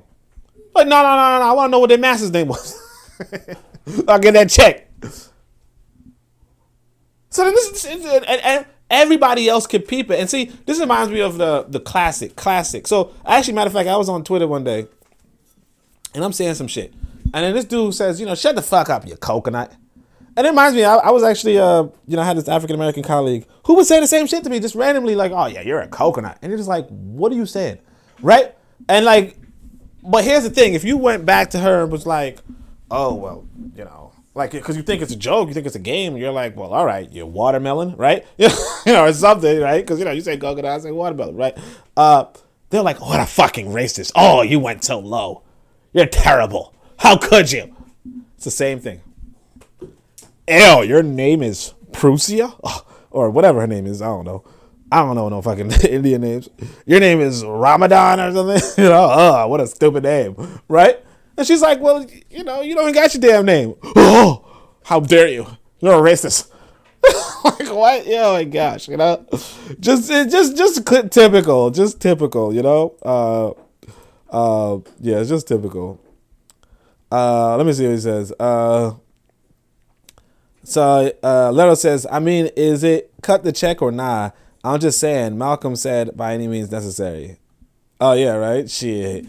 Cut that ATM machine. You know what I'm saying? Cut that building. Kobe says she didn't make fun of her name. That's I don't know. It sounds like she said she was making fun of her name, because that's the whole fucking pretext. She wasn't making fun of her name. She just kind of made it up. That's random. But all right. Revolutionary Matron says the problem is, make sure y'all check out Revolutionary Matron. If y'all ain't subscribed to Revolutionary Matron by now, I don't know what y'all doing. All right. So Revolutionary says the problem is that the slave master was their family. Sometimes shit. You know what I'm saying? Shit. I'll tell y'all, yesterday I was talking about, I was like, how did this Frederick Douglass just walk off a plantation? Like, where that even make any sense? He gets into a fight with the owner and then just walks off to freedom. Like, what? That don't make no damn sense nowhere. I'm like, it could just be the motherfucker was just a terrible father. You know what I'm saying? Because I don't know how you could just walk off a plantation. It's like you in prison and you just walk off. Like, and then you the warden's son. You know what I'm saying? Like, okay, it makes a little more sense why you could just walk off. Like why the warden had you in the prison, I don't know. But clearly something's going on. Ain't no way you gonna walk off a damn prison, Anyway, so Trigger Happy says, yeah, man, you can see how big a difference there is from a group of people who, although colonized, has a nation and historical consciousness versus our people whose homeland is subjugated. Yep. Liberty Matron says, you got to pick the answers that you respect. If you pick the whitey side, you'll hate your African self every day. Yeah, I'm saying, man, sometimes, the white side is in your blood. There's some of these people's blood. It's in your blood, and you probably a lot of the hatred that you get. Because, like, Yvette Carnell, a lot of, my thing is this. As soon as Yvette Carnell opened her mouth, you should have said, okay, it's clear. You know what I'm saying? It's crystal clear. She ain't even one of us. That's what I would have expected. Like, if you're talking about, like, a free African nation, you got some high yellow saying, you know what, fuck those Africans. You say, you know what, fuck you. I don't know why you was at the cookout anyway. I don't know who invited you. But if you're talking like that, get out of here. But instead, it's like, yes, you got Kwame and Kunta, yes. Anyway, Trigger says, but not just the homeland being subjugated, the historical consciousness is not there. Yeah. So I'm saying and we gonna go to Jamaica too. By the way, we're gonna go to Jamaica a little later. I think it's gonna be an evolutionary though. But anyway, but beyond that, I think that's it. So we're gonna go to the manginas. What are manginas I do? I did that bad.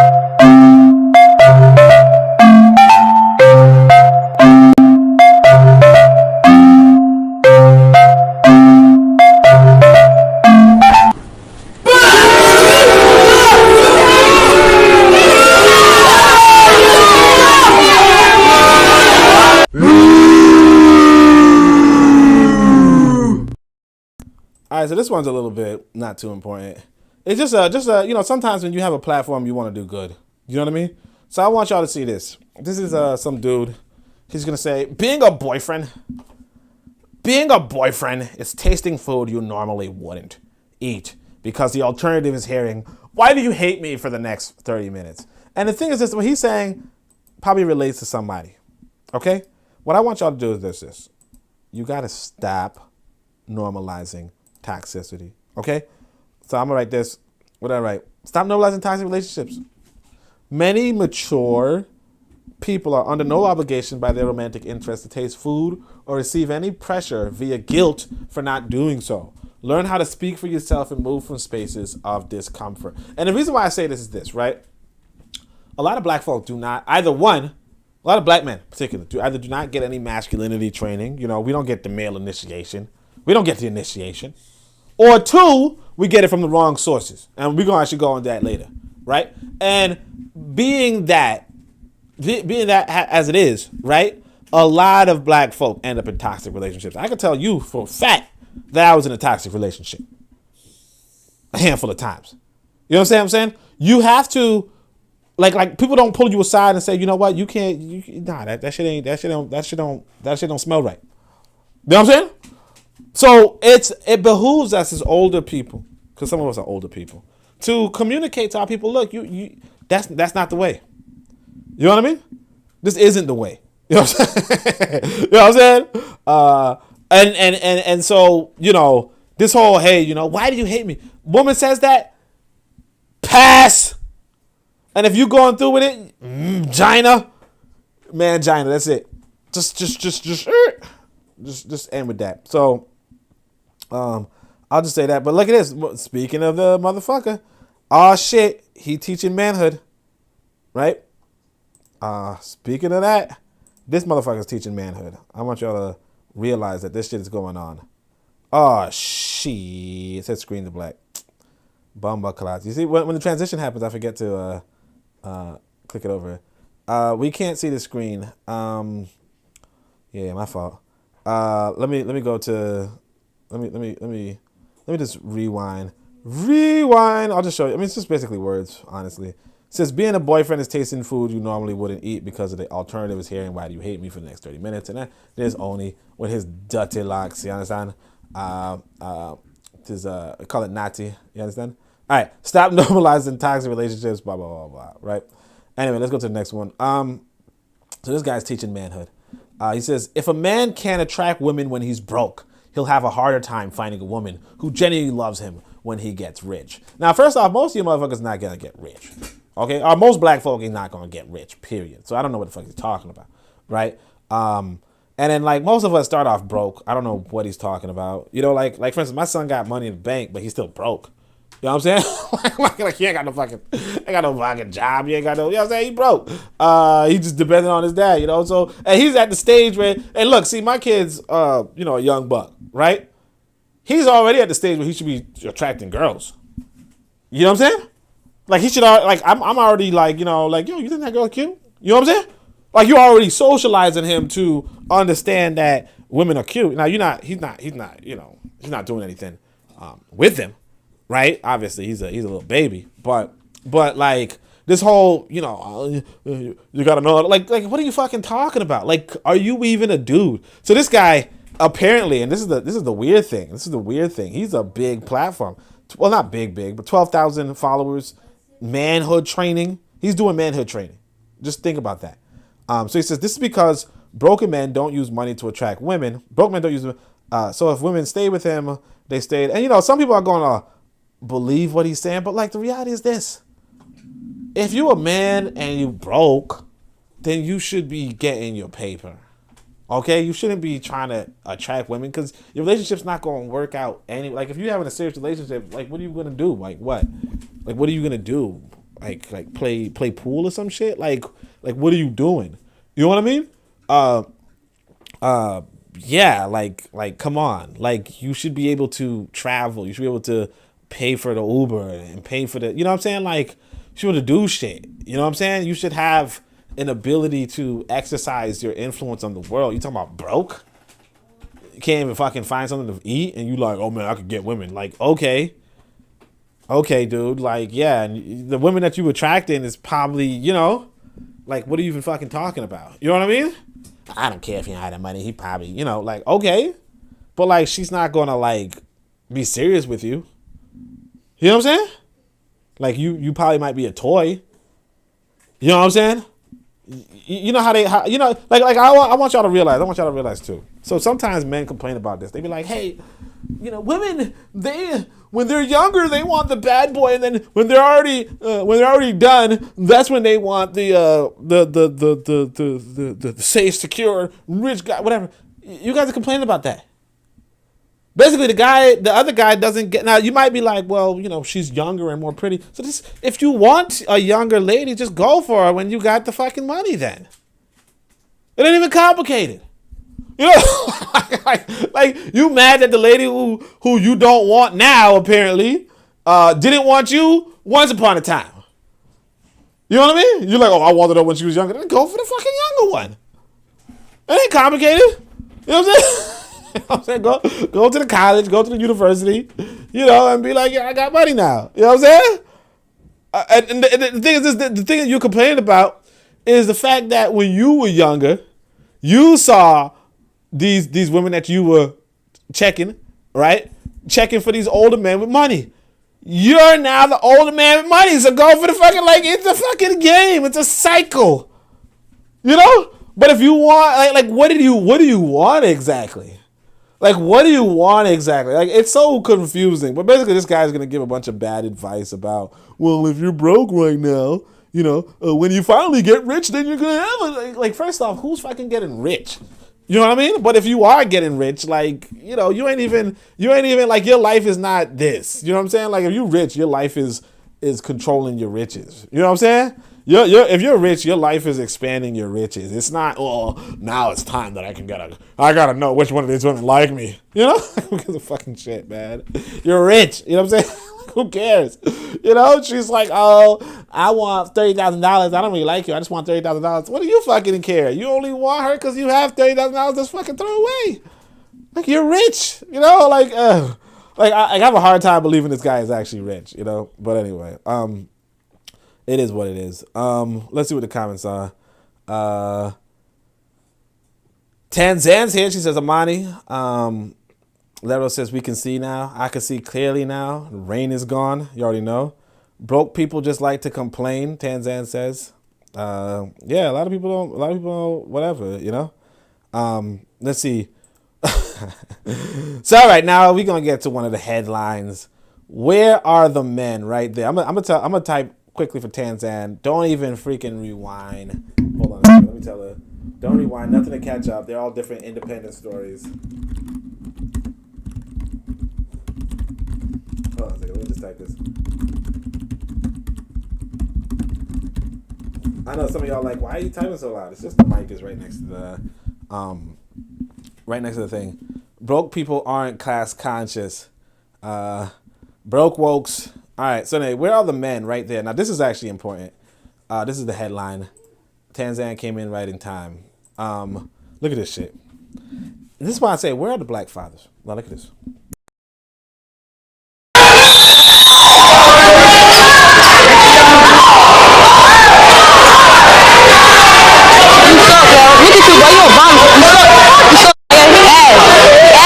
So I can't tell if that kid had a pacifier in his mouth.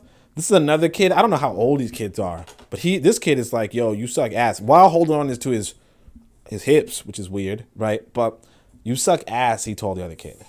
No, he asked him. You suck now.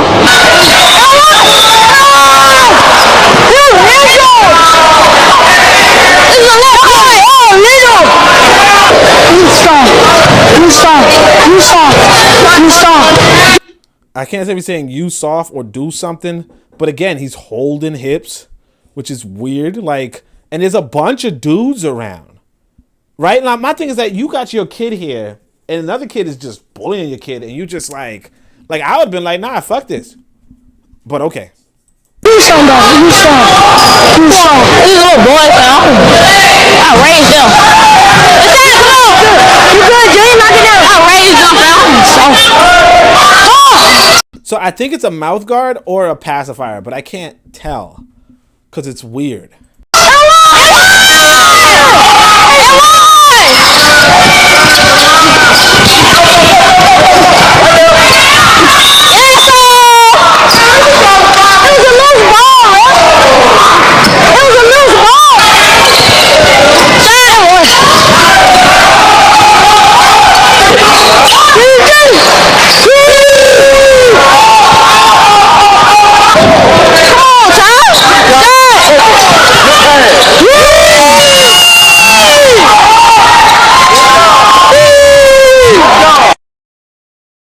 So like, you see the black men here. You know what I'm saying? What this is bad sportsmanship. But see, the thing is this too. It's like, Honey, how the fuck you could say anything? You know, you a basketball fucking champ? Do you even watch basketball? I mean, you might be a generic black guy.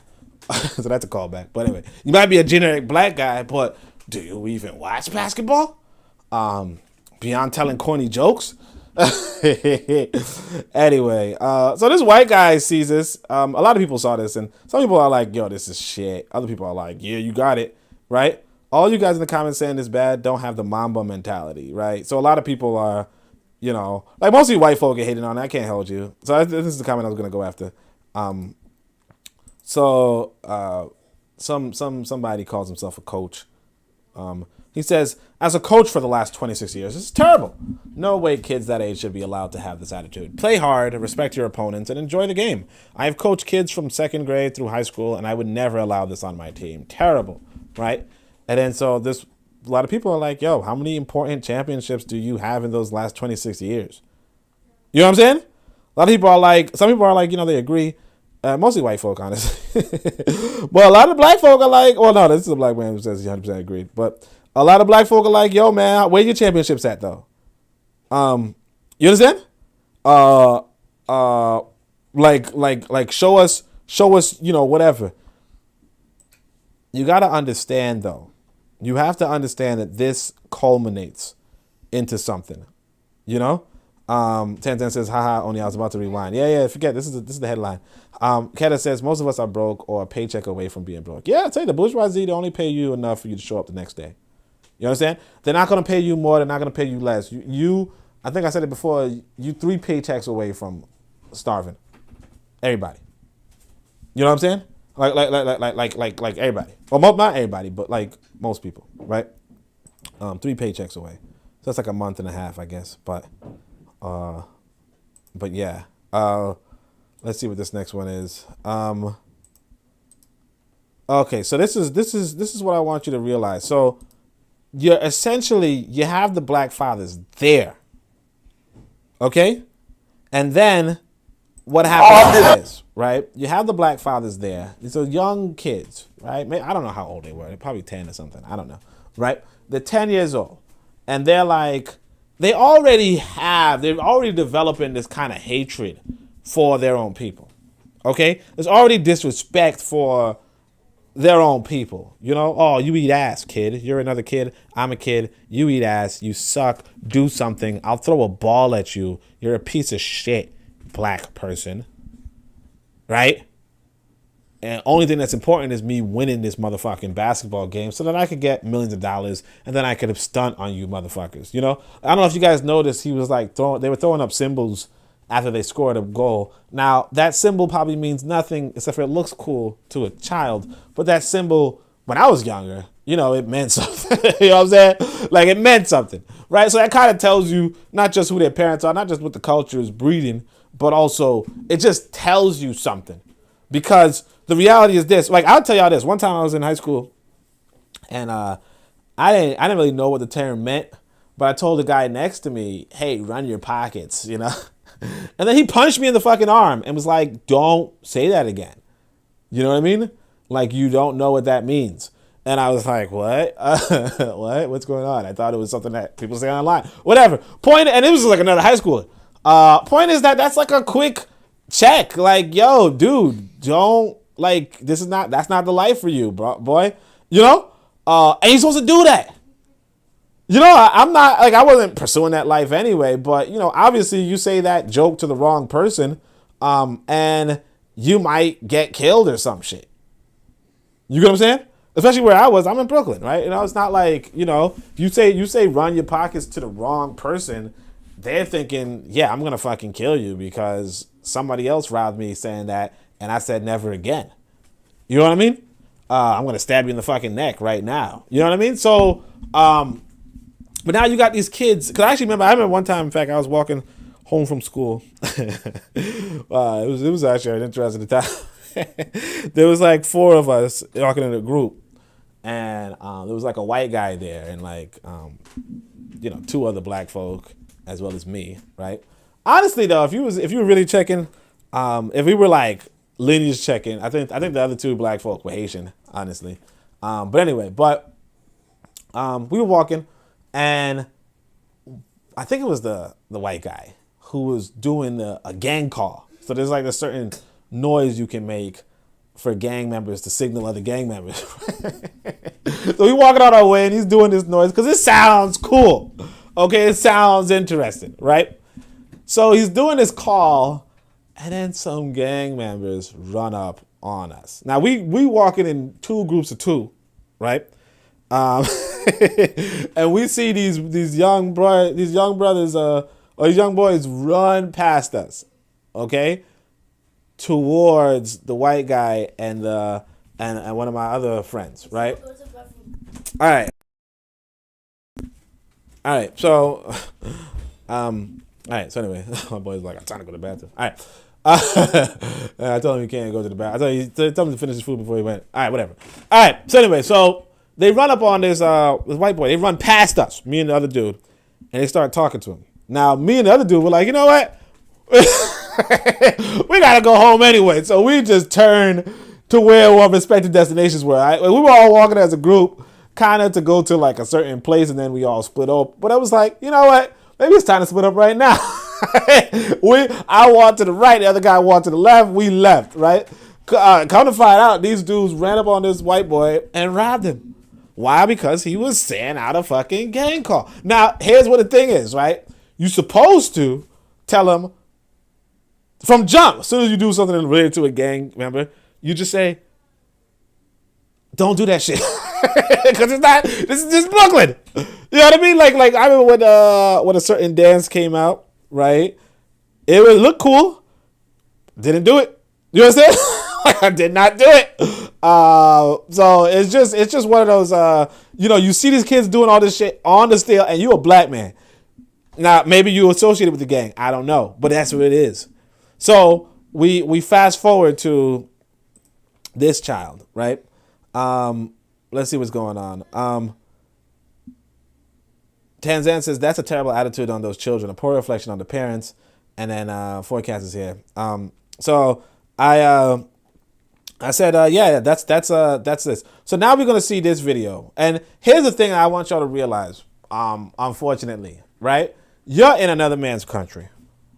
Okay, you're in another man's country, and if you and this is why I tell black folk that you either have to repatriate or you gotta just suck up the fact that you in another man's country, right? The police, unfortunately, can tell you to jump, and if you don't jump, they can attack you. You understand? And the city is going to look the other way because they figure, hey, if a police officer gives you an order and you refuse, then you done fucked up. You know what I mean? So unfortunately, you are being taught you are taught, like, part of the public school system is to tell you that you have to obey their authority. And if you don't obey their authority, they're going to fucking attack you. You understand? So what happens here is this. There's this little boy in school, right? And he I don't know how he was socialized, but he has this attitude like, hey, fuck you. You know who I am? I got lawyers, I got money. I'm a badass. He could be like those other kids who were socialized to just hate on other black kids or just hate on other people. Who knows, right? Point is this. He thinks his money or his lawyers is going to be above the law. But the person who's unfortunately above the law in America is the police officer. And here's the thing. I don't know if y'all noticed, but the police officer is not going to beg you to follow his orders. You know what I mean? If a police officer tells me to get on the ground and I'm like, well, I don't really like to get on the ground, he's probably going to shoot me. He's not going to beg me. Maybe he might, like if he does, say, oh, well, all right, fine. If you don't want to get on the ground, well, then you can just stand there, and just, like that happens sometimes. But you got to realize too that these people do not like you. They don't respect you. And there's actually a video circulating on YouTube of this white boy who was told to crawl and put his hands up, and he was like, I can't crawl and put my hands up. And you know what they did? They shot his white ass. So get on the ground, crawl, put your hands up, keep your hands up, crawl, put your hands up.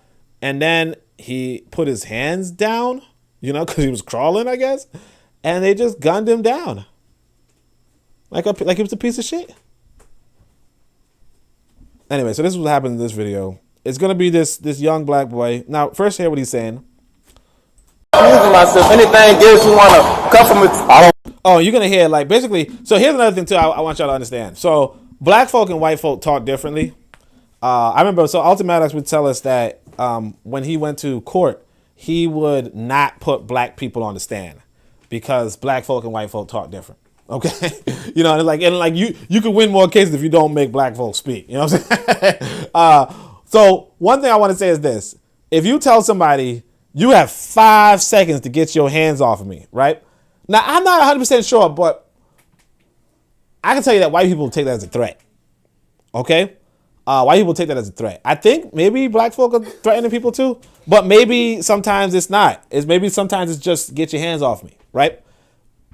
Now, this guy's going to tell this police officer, you got 5 seconds to take your hands off me, right? Which, again, this white man's hearing it as, what are you fucking going to do? Because this is a scrawny little kid, right? It's not even like it's just a scrawny little kid. But anyway.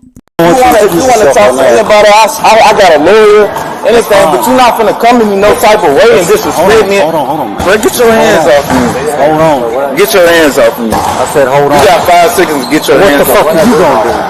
You got 5 seconds to get your hands on me. What you gonna do? You got 5 seconds to get your hands on me. I ain't gonna do nothing. You gonna get your ass off of me and get out my presence like you got some sense. Be a good citizen. So again, So like the weird thing is this. All right, so remember that this is the white man. This is the white man. As far as he's concerned, this is his nation. Okay, so this is his nation as far as he's concerned, right? And I get it. You know, like you could tell me. Let me see why you chose to telling me make a video about the dude. I think his name was Daniel Shivers or something. Now you could tell me. You could tell somebody. You could tell anybody. Hey, get your hands off me, right? And we already know where that's going to go, right? But again, like white man thinks this is his nation. I mean, it is his nation, right? This white man was called in to escort this black youth out of the school, out of the room. Now, I think the reason is supposedly the sanitized version is the reason is bullshit. You know, the reason is that the black kid did not want to participate in the kickball game, and ergo.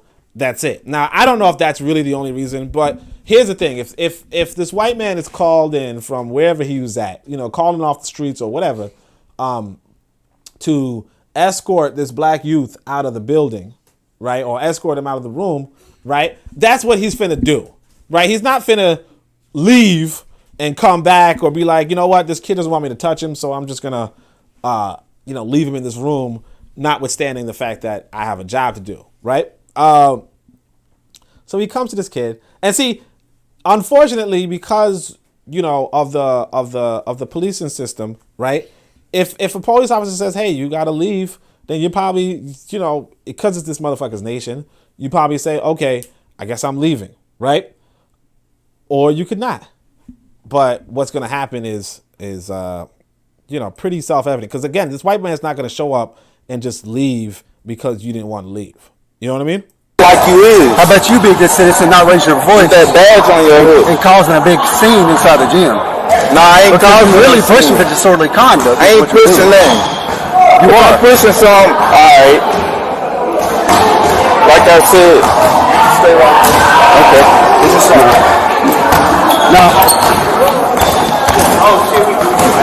And so, like, most people are gonna say, "Hey, you know what? This kid," because a lot of people are complaining and they're saying, "Look, police officers did not escalate this. The police officer did not de-escalate the situation, right?" But it's like, what do you like? What does that even mean? You know, what does that mean? Like in the sense of, what is he there for?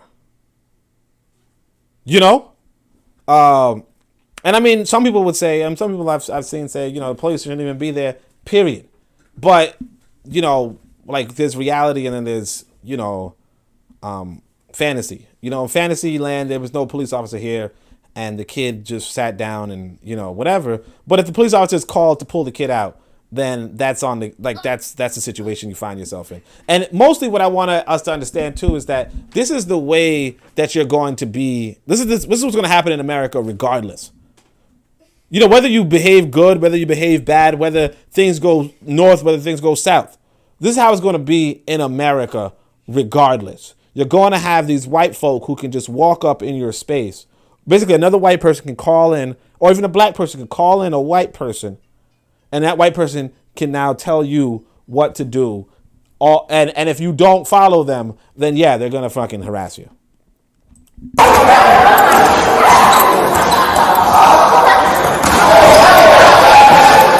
Come on, man, get your stuff. Let's go. So basically, the police officer is like, he's not really trying to waste no time, right? This boy is like, I'm gonna waste your time because what are you gonna fucking do? And the thing is that that works.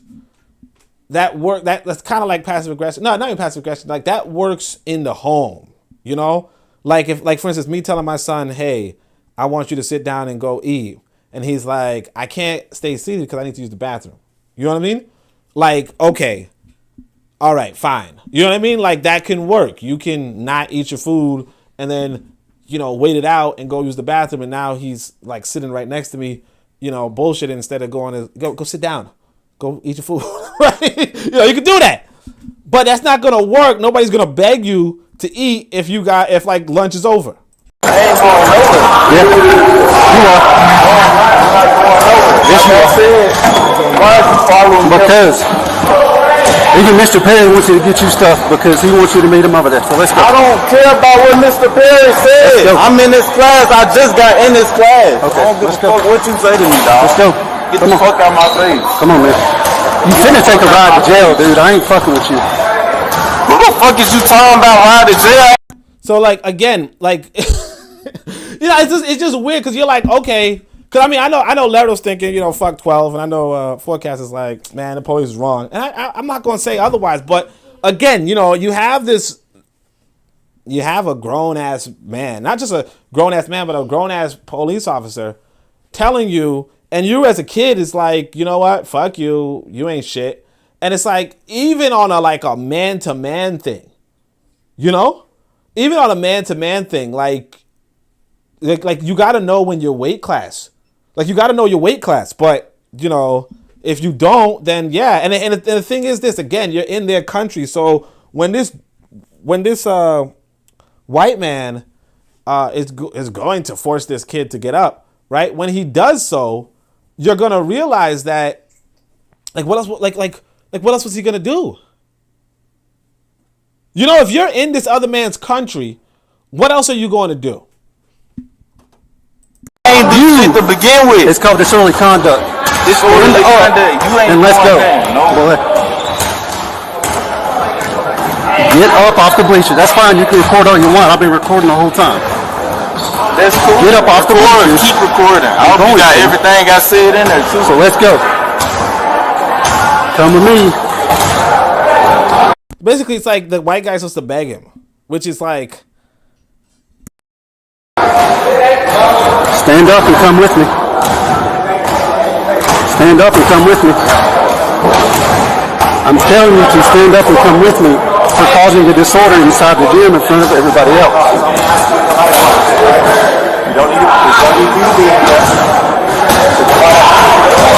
You don't need to be in here.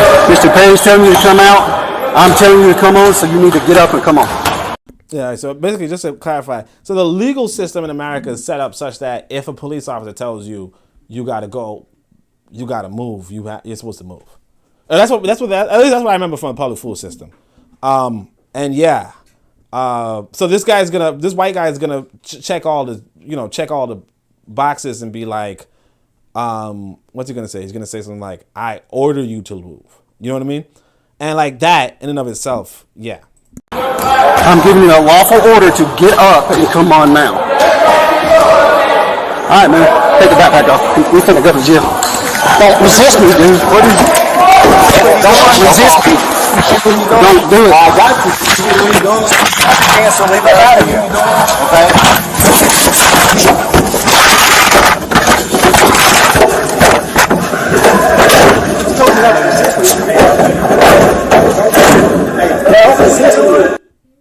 You gotta know your weight class. Anyway,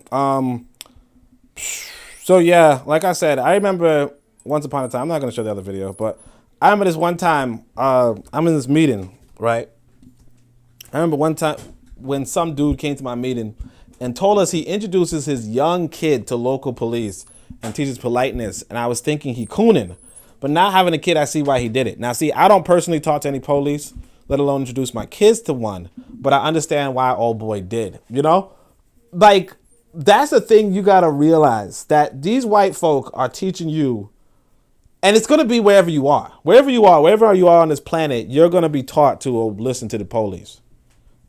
You know, like we saw the Nigerian police officer earlier, who was like, hey, they gotta, whatever, right?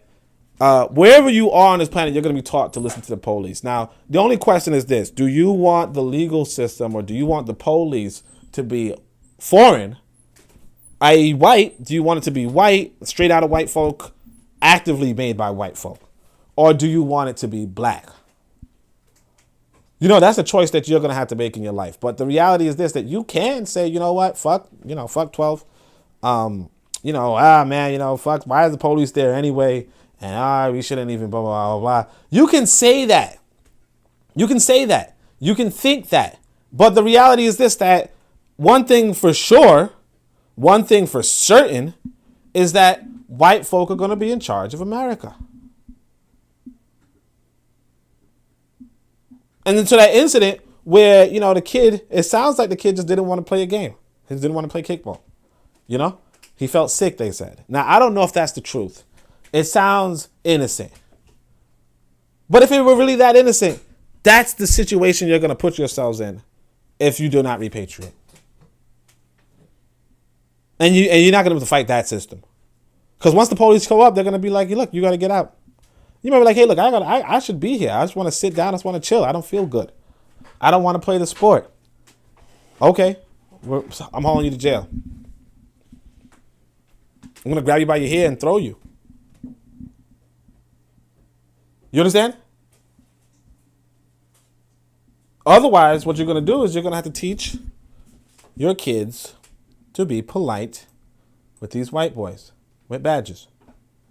And you see the situation happen in Nigeria where they're telling them, oh, deposit your money. Let's see what's going on. Plus he got his rocks off, exercise of power. So Forecast says, yeah, you gotta watch out when Forecast listens, because Forecast know that Forecast gonna say we siding with these white folk. So you gotta watch out. You gotta say it really carefully. Anyway, let's see. Forecast says, Whitey Trolls was telling me make a video. I don't know who's Daniel Schaefer is. Is that same guy? Forecast says, yeah, he going to do his job. Plus he gets his rocks off, exercise of power. I mean, the reality is this, man. If I tell my son, for instance, go to sleep, and he's like, fuck you, or no, or whatever, right? Like, I'm not gonna repeat myself a million times. You know what I mean? And that's just my son.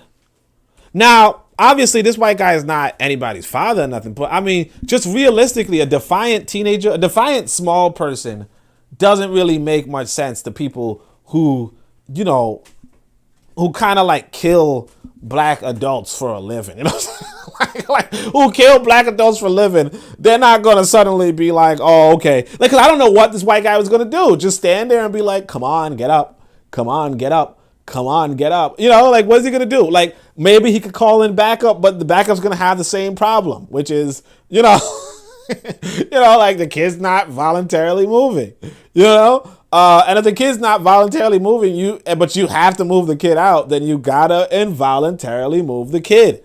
Like, it doesn't even, like, there's no other options. I mean, the other option obviously is just leave the kid alone. Be like, you know what?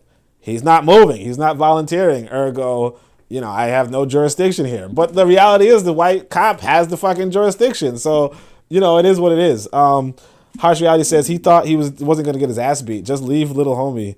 Not going to win that one. Yeah, I mean, it's like, what do you, like, what do you, you know what I'm saying? Like, I'm telling you, man, I remember one time I was in this car with this, another African nationalist, and the police. I guess the guy had his bumper off or something like that. Not bumper off, but like something. The tail light broken or some shit like that. So the police come, signal him.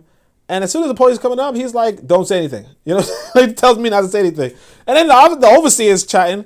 And he's just like, yes, yes. Like realistically, you gotta pick your battles. You know what I mean? You gotta pick your battles. And if a grown ass man, like realistically, if a grown ass man is if somebody's twice your size and they're telling you get out of that chair, right? You can, if you want to fight them, you can. But if it's a police officer and you fighting a police officer, like, yeah, it's probably not like it's whatever. In fact, I should tell y'all this. Matter of fact, I was one time I'm walking through. It was late at night. I was hanging out with somebody, then I decided to leave. And I'm going through this area. Now, this is Bed-Stuy, okay? And then suddenly I hear a bunch of police sirens, bunch of police driving over. And it just happens to be on the corner I'm walking to with my son. And there's this black man, physically fit, telling the overseers, you know what? He's like, y'all, I'll fight any of y'all. Yeah, come through. I'm not no weak black man. I ain't one of them weak black men. I'll fight you. And I'm just like, shit, let me just get out of gun range. You know what I'm saying? There's 6 officers standing around him. And he honestly think that these overseers are going to say, okay, let me fight this guy. Like, I'm going to, because this is their 9 to 5, right? This is their 9 to 5. They're going to spend time in their 9 to 5 to fist fight with a man who clearly could, could do some damage in a regular fist fight. But for what? Like, what? You getting paid to fist fight people? No. You ain't a boxer. like why? What makes you think that this other man is going to, or these men and women are going to want to fist fight you? And it just reminded me of this. Y'all got to know that there's this category of suicide called suicide by cop, which is just like, it's not really suicide. It's just like picking a fight with a cop.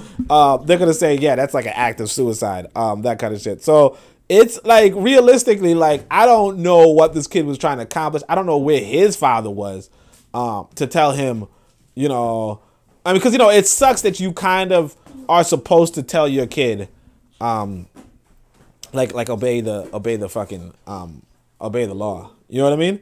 And I say that fully understanding that, like, for instance, when I do the homeschooling thing, I could actually read it to you guys. The homeschooling thing, let me see if I have it over here. Fire, arson, and prevention. Yeah. Okay, so for the homeschooling application for this homeschooling for New York, right?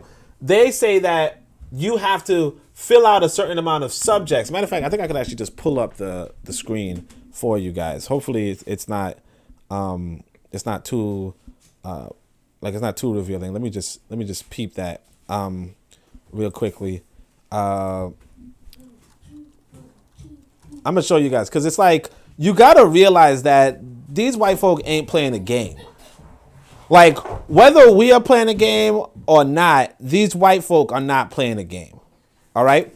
Let me see if this is I'm just scrolling through. Okay, good. You know what? This is probably not even going to show me the right screen. So hold on a second. Let me see if I can.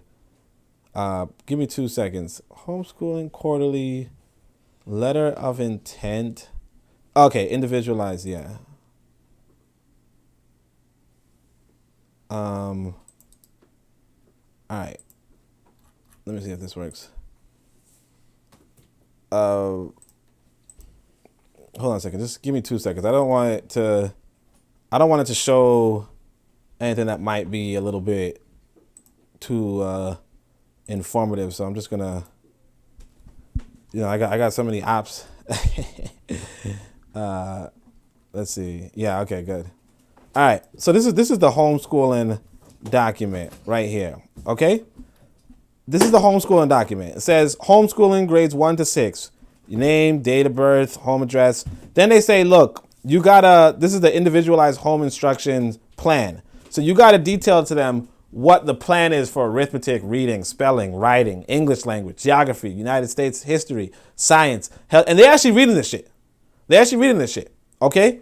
And then look at this one right here. This is the most important one right here. Following subjects to be covered during K-12, patriotism and citizenship.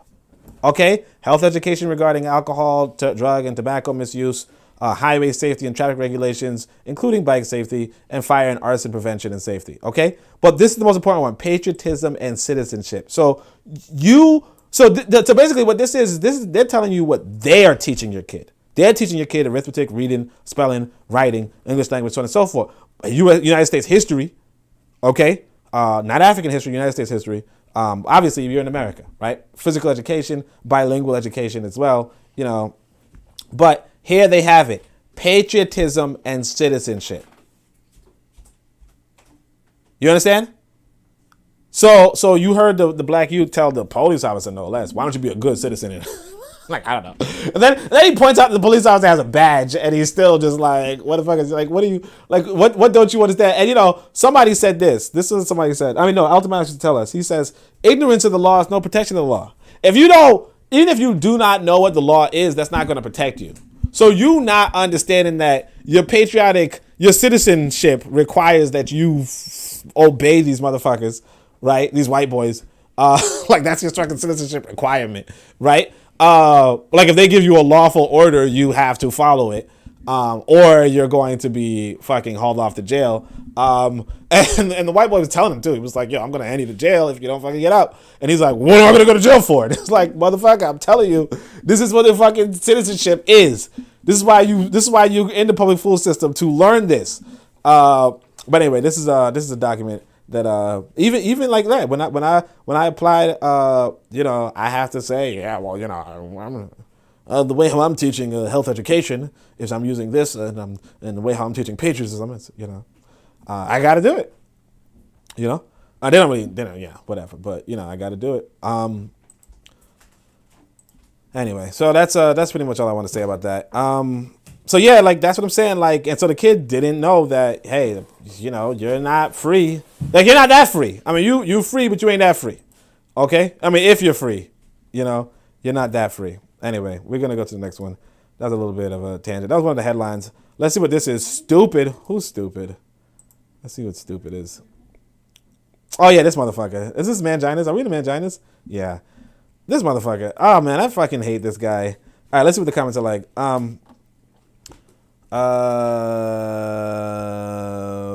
So let's see. Comments. He thought he was gonna get his ass beat.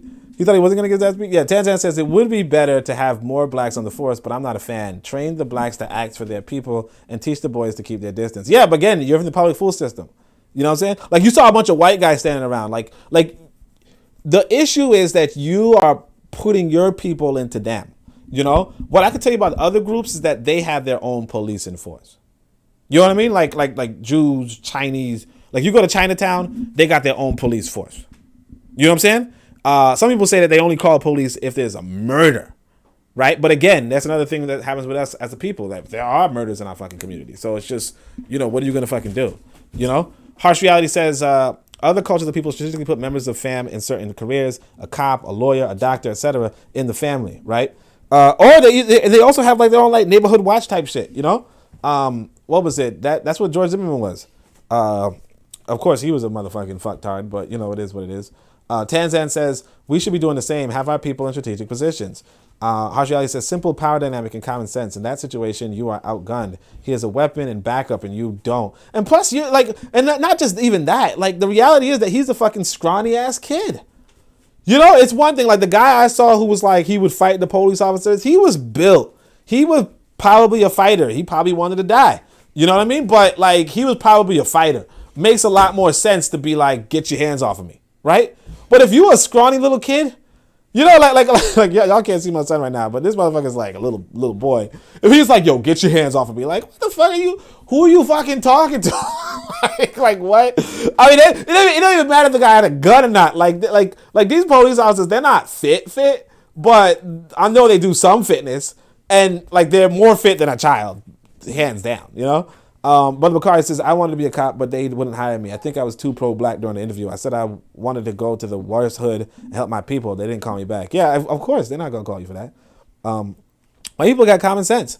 You know, common sense is you don't, if it's the spook who sat by the door. If the spook who sat by the door started off with this guy saying he wants to help out the hood, he would have never gotten, like, you gotta be the spook who sat by the door. Now, I'm not saying the spook who sat by the door is gonna be effective, but damn, no, you telling them you pro-black, you already done fucked up. You know what I'm saying? You already done fucked up. Like, you ain't getting the job. Like, that's one way to not get the job. You know, I sometimes, I don't really help people get jobs per se, but I remember when I tell them with the interview, like, if you're trying to go on an interview, any interview, you got to tell the boss how you're going to empower them, how you're going to enrich them. You know, you telling them how they going, like, you telling the police you're going to end policing. Like, come on, get the fuck out of here. You know what I'm saying? Police want crime. That way they get more time. You get more overtime if there's more crime. You know what I'm saying? This dude talking about, I'm going to fix the hood. I'm going to fix the hood. You know what I'm saying? Hood gonna look like Beverly Hills. Like, come on, man. Anyway, Tan says, they should have prepared you for the interview. You answer that you want to keep law and order, not help people. Helping is a charity, not law. No, you don't say you want to keep law and order. You say, you want to get the bad guys. You want to, you want to get the bad guys. You want to shoot some perps. You know what I'm saying? Anyway, Hajiality says, what's good with Keta? Illustrated Matron says, other communities do the necessary jobs for free until someone pays them. Most black people ain't working for free. They happily become a slave to their money, though. Now, I remember somebody, I think it was Jesse Jackson, my brother told me this. He said one time New York was trying to get a volunteer program. Like, you need to volunteer certain hours in order to graduate high school, I forget what it was called, but there was like, I think service credit, something like that. And then Jesse Jackson said, I think it's a good idea. America was built on free labor. And then they just scrapped the program. But black folk, I think we tired of working for free. That's what it is, you know what I'm saying? But anyway, we gotta volunteer for our own people, definitely. We also should be able to pay our own people. That's the thing. All these people got all this money and we're not even using it for our own people. But anyway, so let's see what this one is. Yeah, this idiot pee in a diaper, cry and cry till it's changed. Then poo in the new diaper, immediately it's changed. Who does this guy think he is? Now, this is why this guy is so fucking stupid. I want you to realize that these kids are not born with diapers. You put the diapers on them, right? So basically what this guy is saying is that he doesn't even change the fucking diaper, okay? So the kid is sitting around soiled and feeling dirty, right? And they're crying because of it. And then when they finally feel clean again, they say, okay, now I feel clean enough to poop. And you, because you put the diaper on them, right, you're causing the mess. Now, obviously, you do it for your own reasons because you don't want the mess anywhere else. But the kid is not causing the grossness, right? So what I said, kid probably thinking he has an abusive and cheap parent. If the kid has urine on it, clean it off. Even if you think they want to be clean in order to soil themselves again, don't forget that it's you who put the diapers on him. You're the one forcing lack of hygiene. You know what I mean? I remember some sister was telling me that, in Africa, they don't have diapers like that. And I don't think that's true, obviously, but some people probably don't. And what they do is that they know when the kid wants to use the bathroom. And I guess some people could like put the kid over their shoulders and the kid could all that shit. I don't know, right? I don't. There's some other advanced stuff. I'll stay with the diaper, but what I would say is that I'm gonna change that thing immediately. I'm not gonna be complaining and cheap. Like, one thing you can't be cheap with, one thing you can't be cheap with is your kids. Okay. You can be cheap with, you can be cheap with yourself. You can be cheap with your lady. You know what I mean? But being cheap with your kids saying, why don't you just poop in that pee diaper? Sit in that pee for an hour until you're ready to poop and then I'll change it, right? You done fucked up. You know what I mean? You done fucked up. You fucked up as a parent, because your priorities are out of whack. So anyway, that's another mangina. I want y'all to know, like, this is the kind of stuff, like, remember, mangina is telling sisters, watch out for these people. Where was the manginas in the other one? Oh, for the other one, it was more or less the fathers in the situation who were kind of just, like, teaching their kids to, pretty much just be disrespectful to the point where they don't understand when it comes time that you're supposed to, like you have to follow orders, unfortunately. You know what I mean? There comes a time when that happens. But anyway, now we're going to give some advice to the men and show you guys some past me's.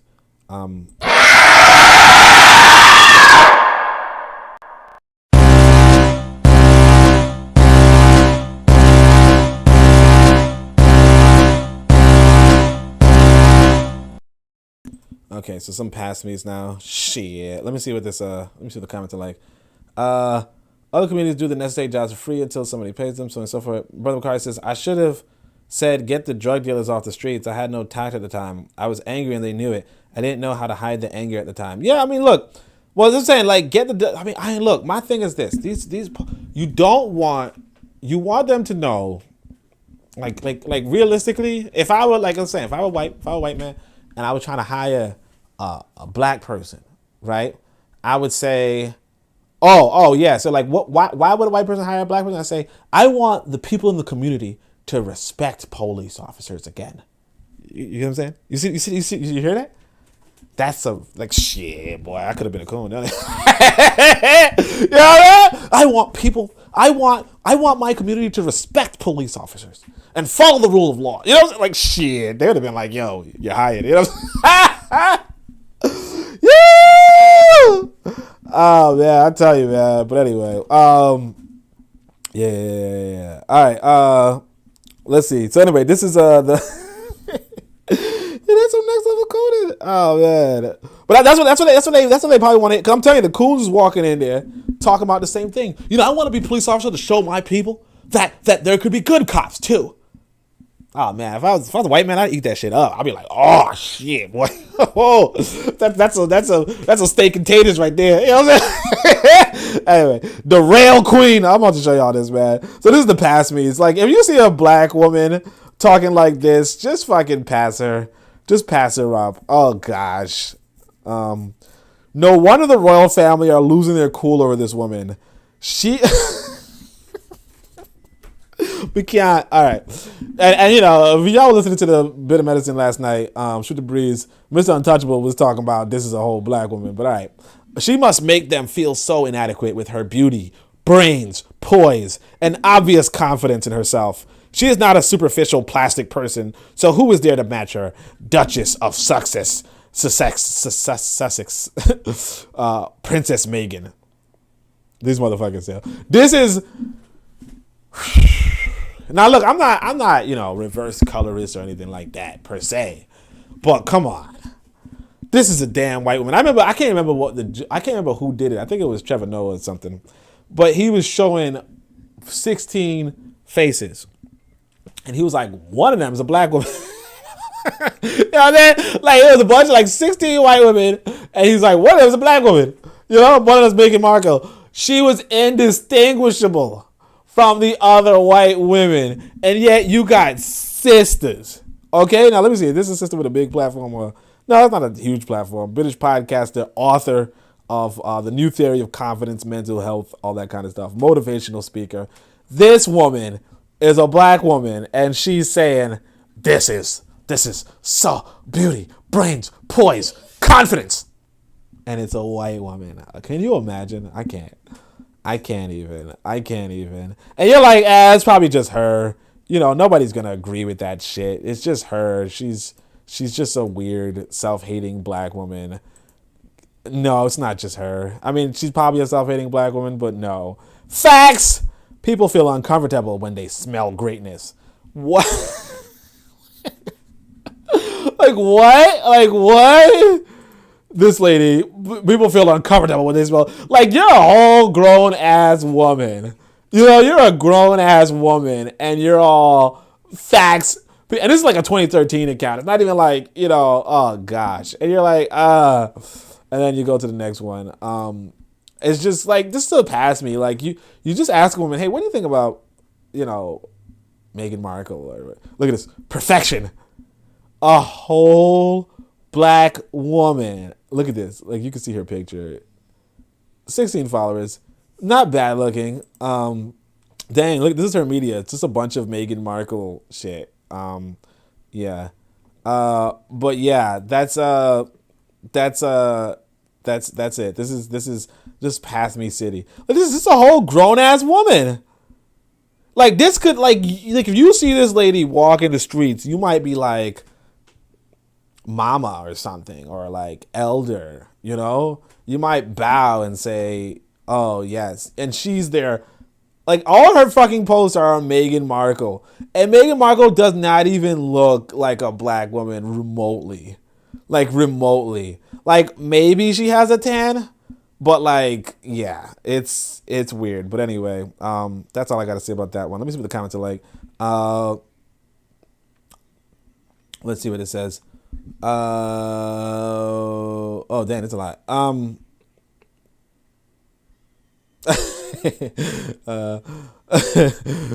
Podcast that I'm tap dancing. Let me see the comments of those. Let me see. Get the drug dealers on the street. So Tap says they used to have cloth diapers and they were washable. Nowadays it's more the disposable ones. Yeah, ain't nobody washing no damn diaper. What the fuck are you talking about? Get that disposable, man. Spend your money. You know what I'm saying? I might be cheap, but I'm still gonna spend my money. I'm not getting the vegan, you know, blah blah blah blah. You know, I might get the, you know, the whatever, but you know, ain't no way I'm gonna be washing no motherfucking diapers. Like that's just nasty. Like that shit, literally, right? Forecast says only in the police station tap dancing. Yes, sir, boss. I mean, nah, I don't go to no police station. But I mean, like if I was trying to work for the police, like that's what I'm saying. If you trying to work for people, like I remember I had to go on one interview one time, you know, to do some math shit, right? I did on one interview. It was remote, but yeah, I pulled out my fucking science books and shit. You know what I mean? Like, oh yes, I actually pulled out my philosophy book. You know, I did not. I actually even put my red, black, and green to the side. You know what I'm saying? I didn't have my flag waving at that time. Now, I didn't put no red, white, and blue. But you know, I said, well, yes, you know, I studied relativity and like I'm trying to get a math job. You know what I'm saying? Like you gotta know your audience. Now, if I was like, yeah, you know, my whole thing is that I'm just really like trying to give black folk an upper hand. Like, no, ain't no white person going like, what? You getting me in trouble from jump. Like, that don't even make any sense for you to even say that to me. You know what I'm saying? like, it don't even make any sense for you to say that to me. You know? Because if I told a white person that I was going to break company policy, that I'm trying to get into the job to break company policy, they ain't gonna hire me. It's the same as Brother McCarty telling me, hey man, I'm trying to help my community. Like, the police are not supposed to be helping your community. You know what I'm saying? like, period. So what does that even fucking mean? Like, does that mean you're gonna give the thugs weapons, like better weapons or some shit? Like, if I were like, no, ain't no way, man. Like, you can't even say that. Like, it don't even make any sense. You gotta go by what they're doing. You gotta. It's like when you trying to apply for a job. You know, I don't apply to too many, but if you gotta go apply to a job, you're supposed to read into the company and figure out what the company's mission statement is and all that kind of stuff. If the police are like, hey, I want to protect and serve, then you say, you know, I'm all about, you know, when I was a kid, I used to protect, you know, so on and so forth. And you make it seem like you're unbiased. Like this dude talking about, I got a whole bias. Like, if you're a police officer with a bias, you already breaking company policy. Like, you breaking official documentation. So ain't no way, boy. I mean, like, yeah, I mean, me personally, yeah, if I was trying to work for the police station, yeah, I would show them the tap dance. I'll be the spook who sat by the door. Like, if y'all see the spook who sat by the door, the dude, like, literally lit the other dude's cigar. You know, like, the most cool shit you could do. If you ain't, like, he went in front of the servant and was more servile than the servant. You know what I'm saying? Like, that's how you're supposed to do it. You're supposed to pretend to be more servile than the servant so that you completely off the radar. You completely, like, that's what you're supposed to do. You ain't supposed to be all, yeah, man, I'm coming here to do some crimes against police or some shit. Like, come on, man. Ain't nobody gonna call you back, man. Like, yeah, if you go and work there, you better tap dance. If you ain't tap dancing, then you ain't gonna work there, period. Anyway, but I heard that before, too. Like, there was another brother who told me he was trying to, I don't think the army like rejected him because he was like, they were like, what you gonna do if we send you to Trinidad? He's like, I'm gonna help the Trinidadians. You know what I'm saying? He's from Trinidad. I'm gonna help the Trinidadians. So it's like, they're like, yeah, we ain't gonna send you to Trinidad. You know what I'm saying? like it's common sense. If you tell them that, you know. Anyway, so Kenta says in the Caribbean, not like they don't have any protection against it, but anyway, in the Caribbean we still have cloth washable ones, but the plastic ones are taken over. Plastic diapers are terribly environmentally unfriendly. I don't know what plastic is, but I guess maybe. Trigger Happy says, man, I still can't believe we arguing whether Meghan Markle is black. I'm in disbelief. Yeah, shit. I mean, I was not in that argument. Forecast says, I did think that was a whitey girl in the pic looking on my phone. Like, it's clearly a white girl. Like, it ain't even like, it's clearly a white girl. Like, come on. Illustration says, bruh, Megan lived her whole life in America as a white woman in Hollywood. She not fucking real. Black women need to know she's not one of us, and she's walking away from power and money since she can't follow the rules for UK royals, right? Oh, she walked away from it? I don't know. Kobe says, Megan's black family don't even know she black. They're like, who that? Who this white woman you always walking around with? Getta says, Megan was white passing in the U.S. until she came to Europe, and then the true whites exposed her as biracial. She flew back to color life in the U.S. Yeah, I don't even know who she is. Apparently, Cindy Breakspear black too, so I don't know who that is, you know? Sean Paul, shaking my head, man. But everybody knew Sean Paul was white, you know what I'm saying? Like, everybody knew Sean Paul was white. Anyway, but you know what's interesting, that black, like, in Jamaica and other countries too, like, and we actually aren't going to Jamaica. It's weird, but in Jamaica and other countries, like, we know these motherfuckers are white, and they tell us they're white. It's just that I think with Sean Paul, like, you know, yeah, you know, it's just whatever, right? Cause actually, real talk, there's this song that's like in my head that I didn't even know, man. Like, I grew up later, and I'm like it's been playing, like, it's a 90s song, and it's a white boy singing it. And I'm just like mad because, like, that song is like it's catchy. You know what I mean? I can't remember it right now, but it's just like it sucks. I'll try to think of it later, but it's just weird. I'm just like, dang, I was bopping some white boy. Kid on 7 says, Meghan Markle doesn't pass the Lost in Africa test. You know what I'm saying? The Lost in Africa test. Exactly, man. Like, that's a test, man. You know what I'm saying? If you walking around like, what the fuck am I? You know what I'm saying? Like, you know, you be like, oh, okay, you know? Well, anyway, yeah, that's it. That's the test we need to get, the Lost in Africa test. But anyway, the Rail Queen. Y'all already know. So we got an Alphabet Squad today. Let's see what the Alphabet Squad is up to. I gotta change this transition. I need a different one. It's like low key a little bit too homophobic. I know how that is, but I know some people gotta get turned off from that.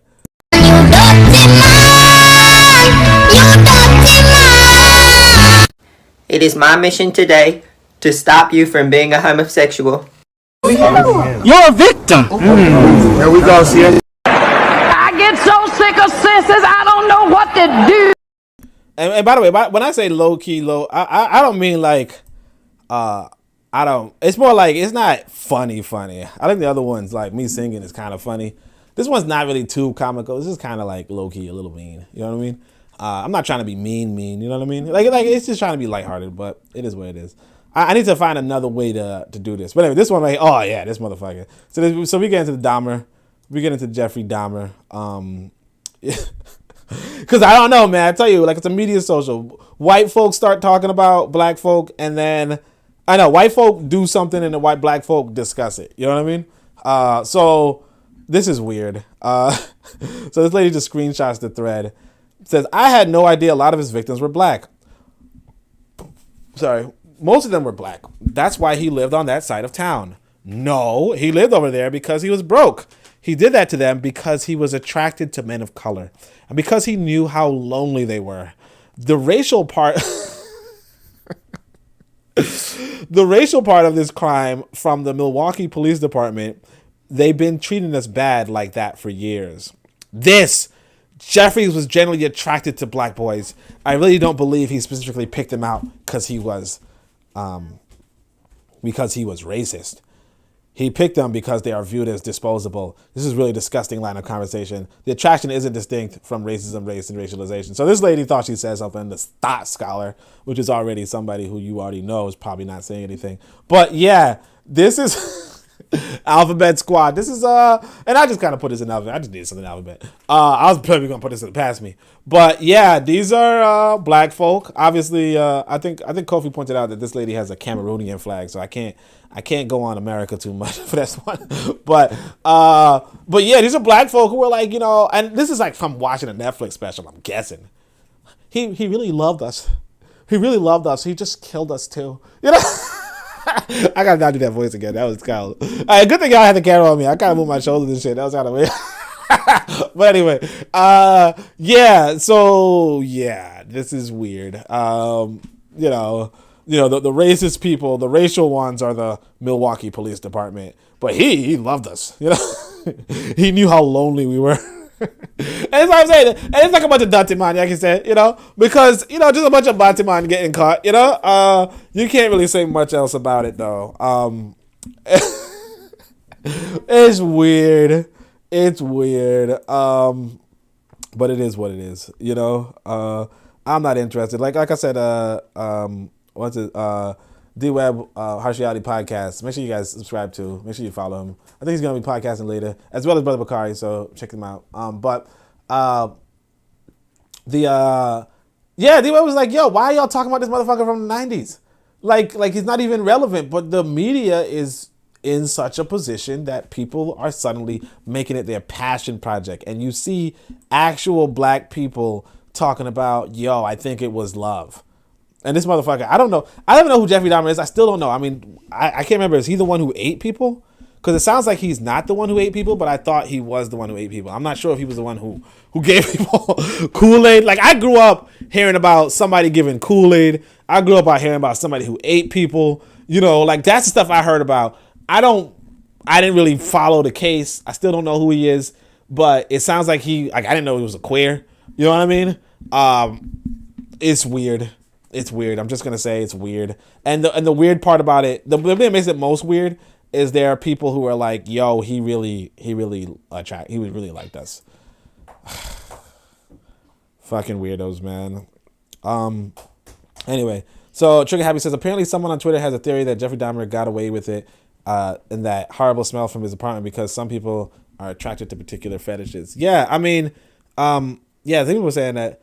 Oh, Dahmer is the one who ate them. Yeah, I thought I heard about somebody who ate people, but then they were saying that he had their body parts in a bag, you know. So I'm just like, if you have body parts in a bag, like if you're filling up a whole bag with body parts, then clearly you're ew. Motherfucker ate people. Like I remember growing up, like again, like this happened in the '90s, and we heard about it, and I thought he was the one who ate people, but I haven't heard anybody say anything about him eating people. You know what I'm saying? like it's like there's a weird smell in his house or some shit. But okay, so he's the one who ate people. Gotcha. That's weird. And see, that makes it even weirder when Jim Jones had the Kool-Aid coat. Yeah, because I'm saying, I remember somebody had and it's like, and the weird thing is that it's always black folk getting caught by these white folk. It's not like exclusively, but it's like we stay getting caught. And it's like, you would think, you know, like, I'm telling y'all, if y'all don't know about the 90s, let me tell you about the 90s right now. Because I mean, some people don't remember the 90s. So this is the thing that, like, times have changed a lot. Okay, to the point where when I was younger, we were talking about, oh man, Michael Jackson's Thriller was the first music video, first black music video on MTV. Like we literally didn't even have like white people had a MTV was the big music station. Then we had BET, they had VH1 and all that shit, right? Big music station, and it wouldn't even play black music videos. Okay. To the point where we were like, damn, Michael Jackson broke a color barrier in the 90s. So you telling me in the 90s, you know, with all that's going on, you was going to this white boy's house. Nah, I'm sorry, man. Ted says, Oni, you don't know who Dahmer is? We heard about him in Kenya. No, I mean, I heard about him back in the, again, if it was in the 90s, I was like 4 or some shit. You know what I'm saying? Like, I wasn't, you know, and like I said, I vaguely remember this motherfucker. No, I wasn't like 4, but I was like a kid. You know what I'm saying? Like, I'm not following, you know, global trials like that. I mean, I heard about the O.J. Simpson trial when it happened. But like at the time I was like in the hospital or something like that. You know what I mean? Like I was just a kid, like going through kid shit. You know what I mean? So I heard like some people excited, but I wasn't like following the case. I was a damn kid. You know what I mean? And that was a bigger case. Jeffrey Dahmer was not a big case. When I was a kid, like the biggest case was pretty much O.J. Simpson. And I was still a kid, so I wasn't like I wasn't following the details. I didn't know any of the shit. Like it's more like grown folk business. And I was like, when I was a kid, I was a kid. You know what I mean? I was like Yu-Gi-Oh cards and shit. You know what I mean? I was Pokemon. I was a kid. I wasn't, you know, like I wasn't, oh my gosh, Bill Clinton's, you know, like, no, that wasn't me. Anyway, so yeah, he ate people. Okay. To freeze and eat it. So I heard about him, but like, it's just kind of weird that nobody's mentioned that now. Because I've seen him a couple of times, and mostly I see this gay shit. Like I see mostly people talking about how he's gay or something, and that was not the big story in the 90s. You know what I mean? Like that was the big story wasn't that Jeffrey Dahmer was gay. You know what I'm saying? like I guess the big story was that he ate people. But so Trigger Happy says, yeah, man, I don't know how our people not see how weird these people are and generally try to have a relationship or sleep with them. Couldn't be me though. Yeah. Kenneth says, me too. Born in 79. 80s and 90s are mine. Yeah. Forecast says it was in the 80s. Bakari was the first in line to buy the Thriller album. You know what I'm saying? I don't know, man. All right, let's see. Let me go on. I'm not going to try. But Bakari said he could beat Mike Tyson in the fight, so I'm not going to make fun of him. You know what I'm saying? You know what I'm saying? Bakari show up and knock my head out. So let's see. I don't have any comrades this week, which is garbage. So we're going to go to Nevolutionaries. Let's see what the Nevolutionaries are up to.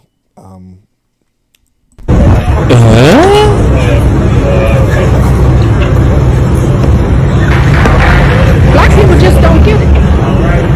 We just don't get it. We just don't get it. Black people just don't get it. We just don't. So look, this one. So this is the second headline.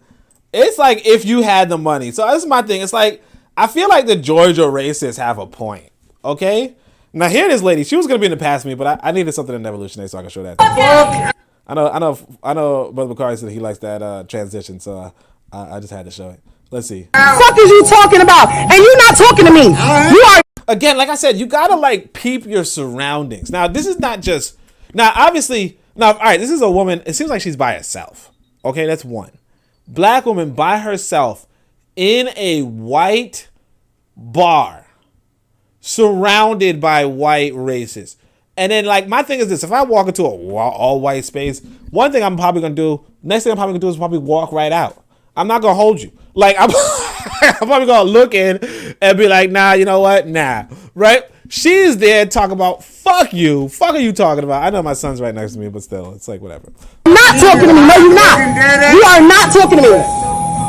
So come with it. I'm gonna sit here, I'm gonna box my food, and I'm gonna finish my food, and then I'll leave. So she's like, so he's like, you're gonna go to jail, right? She's like, look, I'm gonna sit here, I'm gonna eat my food, and and it's like, it kind of reminds me of Malcolm X saying like when Malcolm X was talking about the integration thing, he wasn't even talking about this. Like when he was making fun of black folk for trying to sit at the white man's table or some shit, he was talking about places where black people actually went and ate, cause you gotta remember this, right? If you wanted to, if you were traveling from one part of the city to another part of the city, if you were traveling from one city to another city, you had to make stops. In fact, for those of you who go driving around, there are rest stops. Just imagine going to those rest stops and you can't eat there, you can't whatever, and that's different. What she's doing is not that. She's literally going to where the white folk congregate. Okay, so for instance, here in Brooklyn, there's black bars and there are white bars. Okay, I don't go to the white bar. I give the white man his space. White man, or if I do go to the white bar, I'm not causing a scene. I'm going to integrate. For instance, I saw this black man. I went to this black bar. It looked like it was a fucking gang meeting. I'm not gonna hold y'all. There was this white guy there, and he was just he was pretty much in the culture. I'm not saying it's not my fault. I'm gonna take that back. But you know what I mean. He was a hip hop head. Okay, he liked hip hop. He dressed the hip hop part. He was. He didn't say the N-word or nothing, but he was on his best behavior is what I'll say. Okay? If you go into a white person's space, you probably you could be like, I'm not gonna be on my best behavior. But here's this is a woman surrounded by a bunch of dudes who, for what it's worth, lynch black men. That's okay with me, baby. I got a lot of money in my account. I asked her to I got a lot of money in my account. I'm paying attention to that. Turn it down, and she got snapped with me, and she just threw a whole box at me. I come up here and I play pool all the time. So all the time. So now that I didn't throw a box at you. But here's the thing: it's first off, if the person serving you food is arguing with you, that's the one thing I would say this too right here. You gotta be on your best behavior whenever somebody's serving you food. That's just rule number one. Because if they're serving you food, or if they're preparing your food behind the door, like they're gonna spit in it. Like, you know, like I mean, not that they're going to, but like how do you know they won't? You know what I mean? Like I already, like, it's just weird. Like, cause I know some of y'all like, yo, Odie, you sound like you cooning. You sound like, oh, when a white person, like, nah, man. If I'm in a circumstance where a white person's cooking me food, I'm being polite. I'm sorry. You know, if I'm in that circumstance, I'm not gonna eat spit just because. Like, I'm not gonna risk spit. Like, I mean, He did just throw that box at me, sir. What you doing in a white place like this? So you can't hear them, but she's writes the subtitles. I'm in a white place like this because I came up here to play pool. This is the only place with a pool table in the vicinity. I'm in a white place like this because I came here to play pool. This is the only place with a pool table in the vicinity. Okay? So you come to play pool by yourself? Okay. So that's what I'm doing in a white place. That's what I'm doing in a white place. That's what I'm doing in a white place. That's what I'm doing in a goddamn white place. That's what I'm doing. Yeah. So he says, so she's yelling at him while he's trying to finish his thought where, you know, he says, why don't you buy your own pool table if you have so much money? And it's just like, you know what? Like y'all don't realize, man, a lot of times these racist, man, they tell you, they actually give you good advice. They say, look, if you have all this money, in fact, if you're rich, why don't you just build your own fucking bar? If you're rich, build your own fucking bar. If you feel like there's a need in the community for black folk to play pool, build your own bar. Or if you feel like there's not a need, but you want to play pool and you're just coming to play pool by yourself, then fucking buy a pool table. All right, let's keep going. So much goddamn money. But guess what? Because I can come out and spend my money how I want to.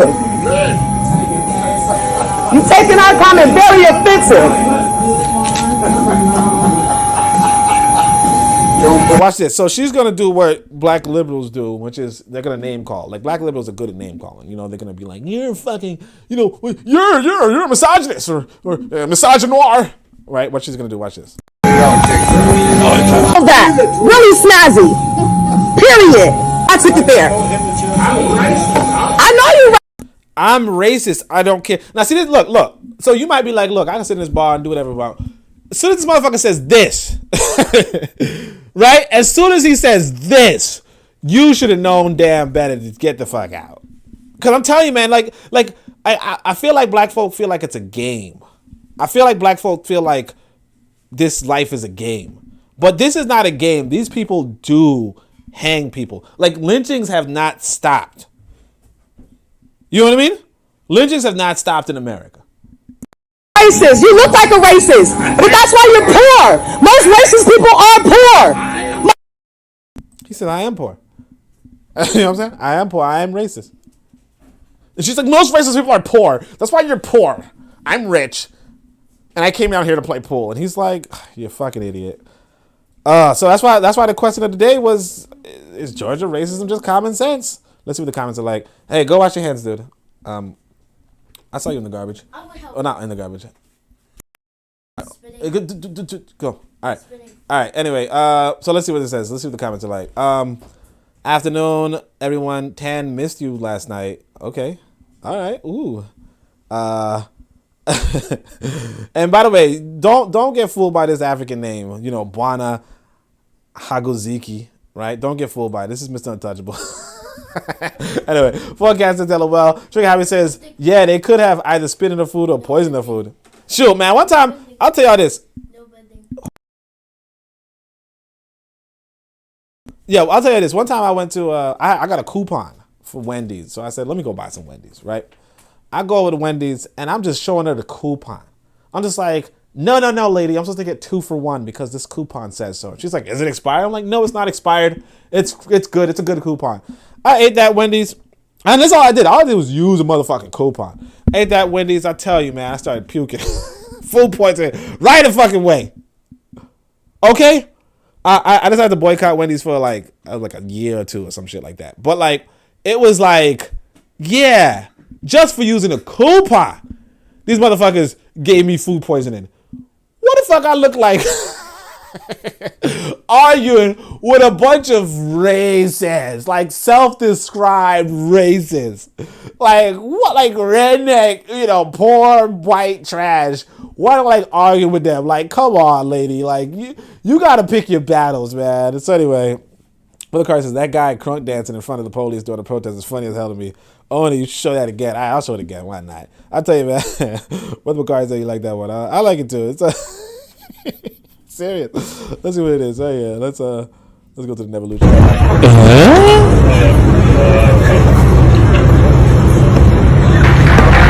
Black people just don't get it. We just don't get it.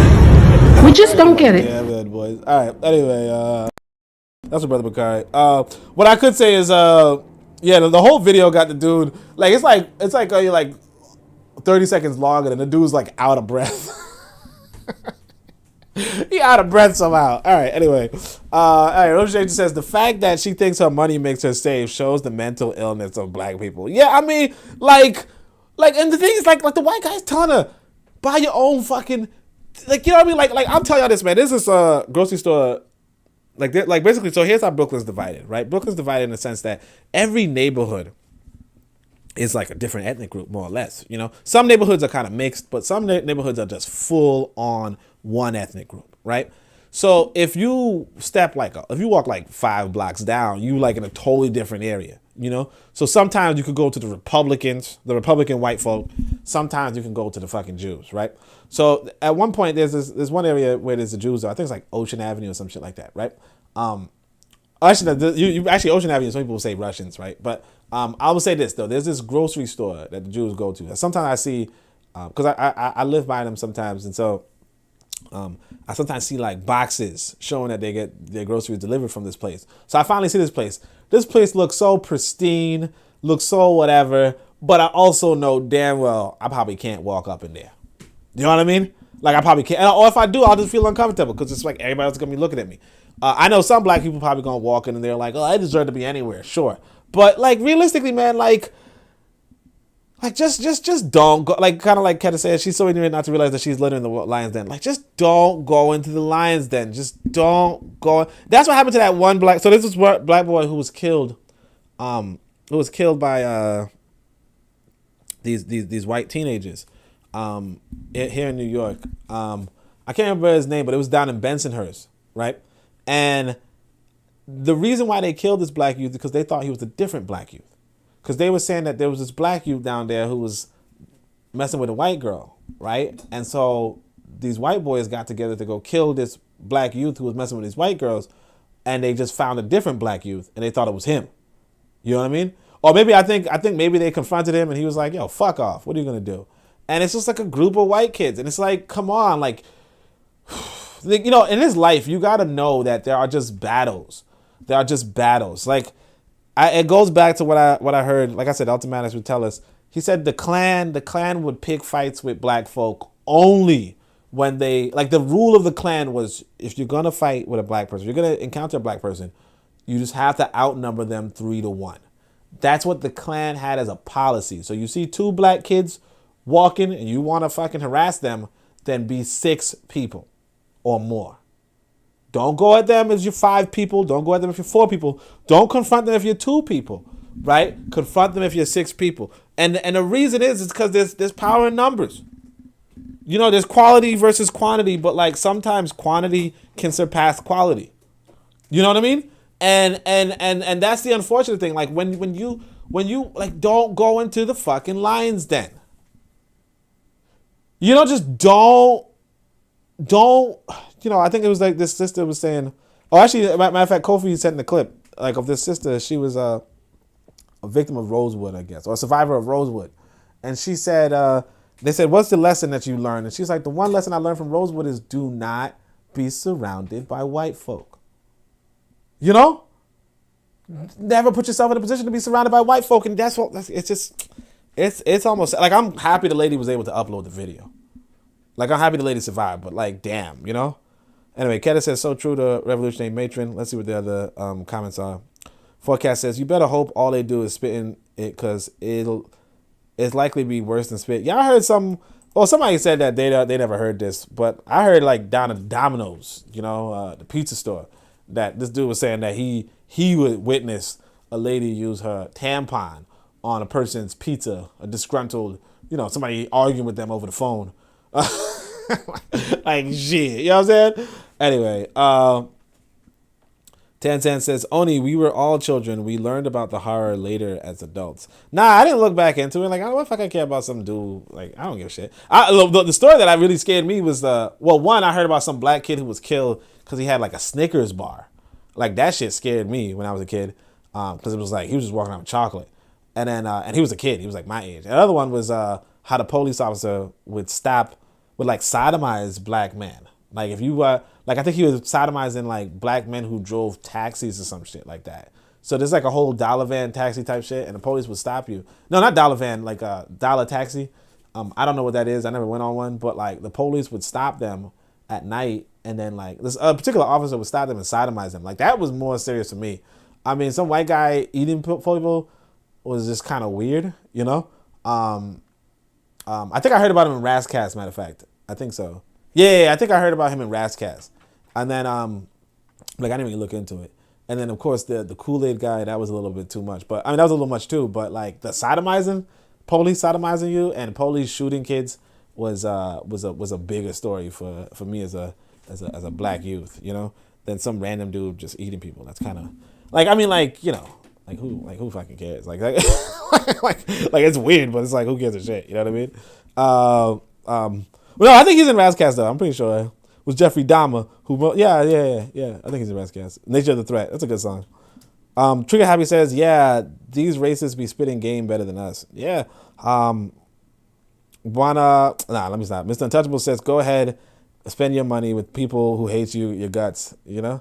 Congratulations, right? And it's just like, buy your own pool table. It's not even that, like, if you have money, like, what are you going there to, like, raise your blood pressure, arguing with people, you know? And like, what are you even doing there? Like, it's just so stupid. Like, it's stupid.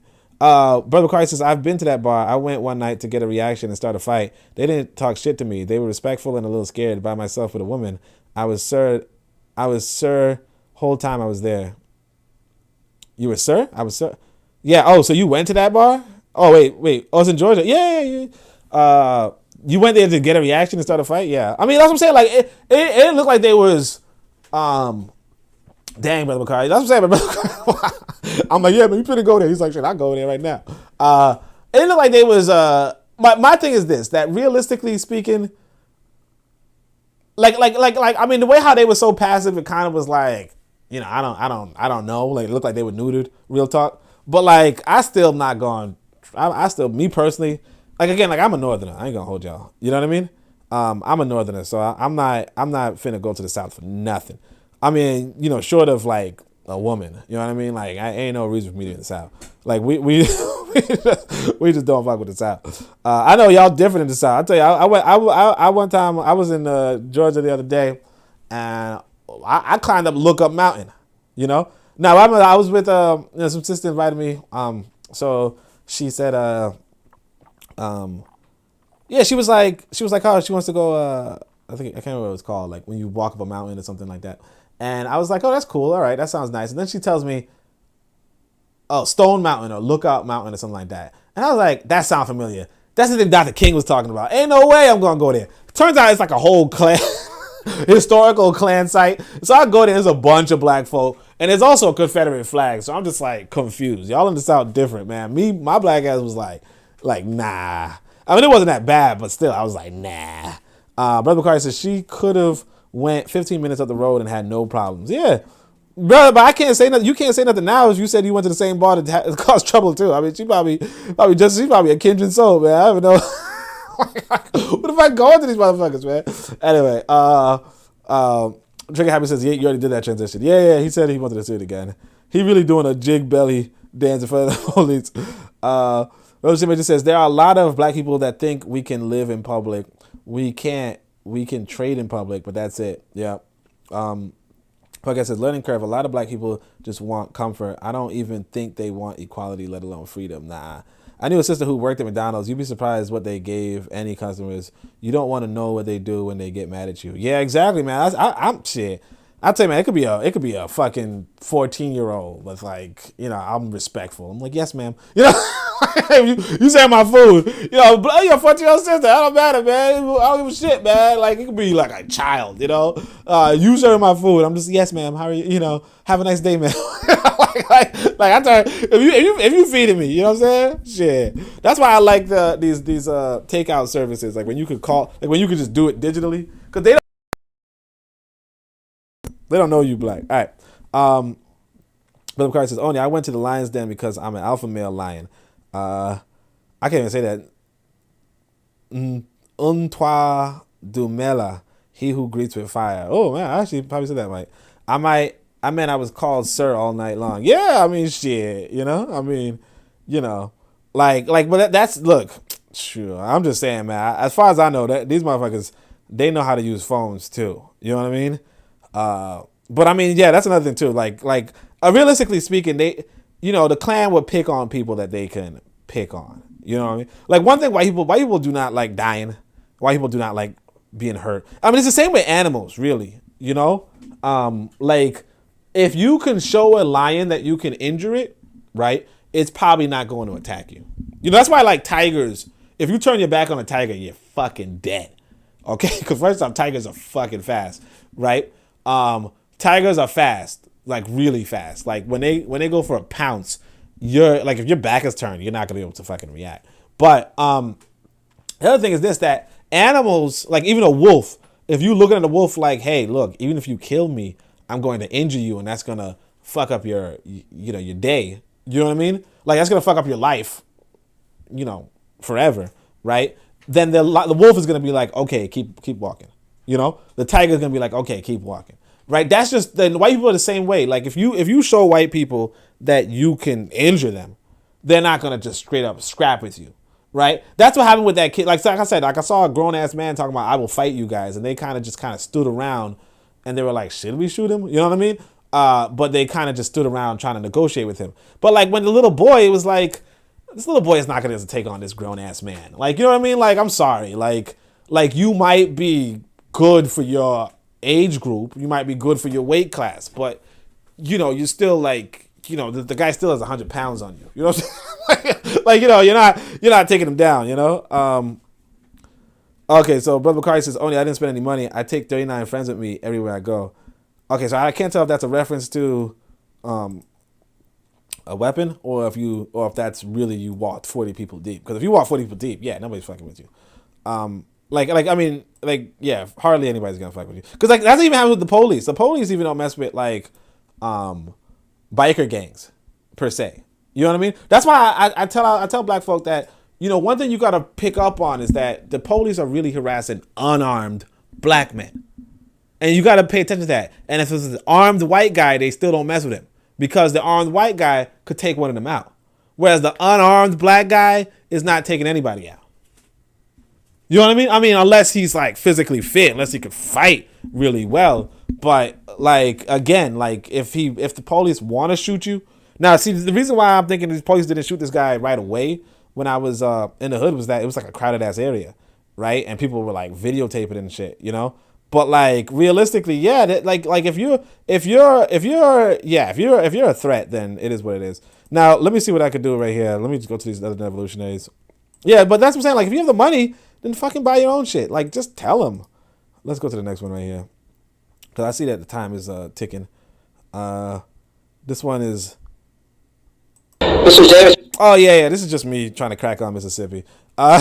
Former Mississippi Department of Human Services Executive Director John Davis leaving the federal courthouse Thursday morning after pleading guilty to charges the state's massive $77 million welfare fraud scheme. So basically this guy he's just a white guy. Do you have anything to say? Like, the whole thing is that this is allegedly the black state we're all going to take over, or black folk are going to take over at some point. But it's like, if you got this white boy up in the directorship, with ability to just walk away with the money, and the people who are arresting him are the feds, then, you know, like, come on, like, you're playing games. You know what I mean? But it's not even that important. I was just cracking on for the folk. Now it's time for me to go shit. By the way, that was one take. You know what I mean? Shit. These are all bullshit. Black men.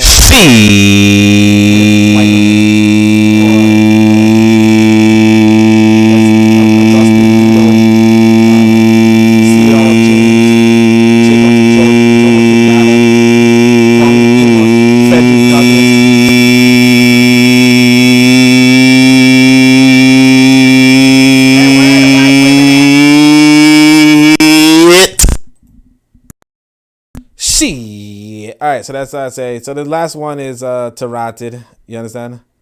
Tarated. It's actually the last one, so let's see what the comments are like. Let's see what the comments are like. Brother McCarty says, the baddest biker club is Outcast MC. Look up how they have made the police bow down in Atlanta, Nashville, Detroit, and Birmingham. Are they black? Oh, and you know Outcast spells with a K. But yeah, are they a black group or a white group? Oh, it's a black group. Yeah, exactly what I'm saying. Like, it's a black. Yeah, I mean, like the reality is this, that like people respond to physical threat. You know what I mean? Like if somebody's physical, that's what I'm saying. Like I tell y'all, I'm thinking back to that one time where this dude was fighting with this woman, or this woman and this dude were arguing. She's like, "Your mother this," and he's like, "Don't talk about my mother. Your mother's this." She's like, "Don't you talk about my mother." But the dude is huge. You know, and I'm trying to like stand there like I don't want to leave this sister to, you know, defenseless against this dude. But like this dude was motherfucking huge. Like if he was smaller, I might have been like, yo, my dude, cut it out, right? But like, I'm not really trying to fucking get injured. Like, and then she kept going back and forth, and I was just like, you know what, maybe she got this. I don't know. I'm saying, like, I don't know. I mean, it looked like they weren't going to fight. I don't think they fought. They went. But like, you know, sometimes you can't help everybody. You can't save everybody. But like, most people ain't trying to be injured. So like, yeah, if you were, like, I'm not saying that the police, like, I'm not saying that there's not no police organization that will not attack a biker club or attack the mob or the mafia or some shit. But it's like they're more reluctant.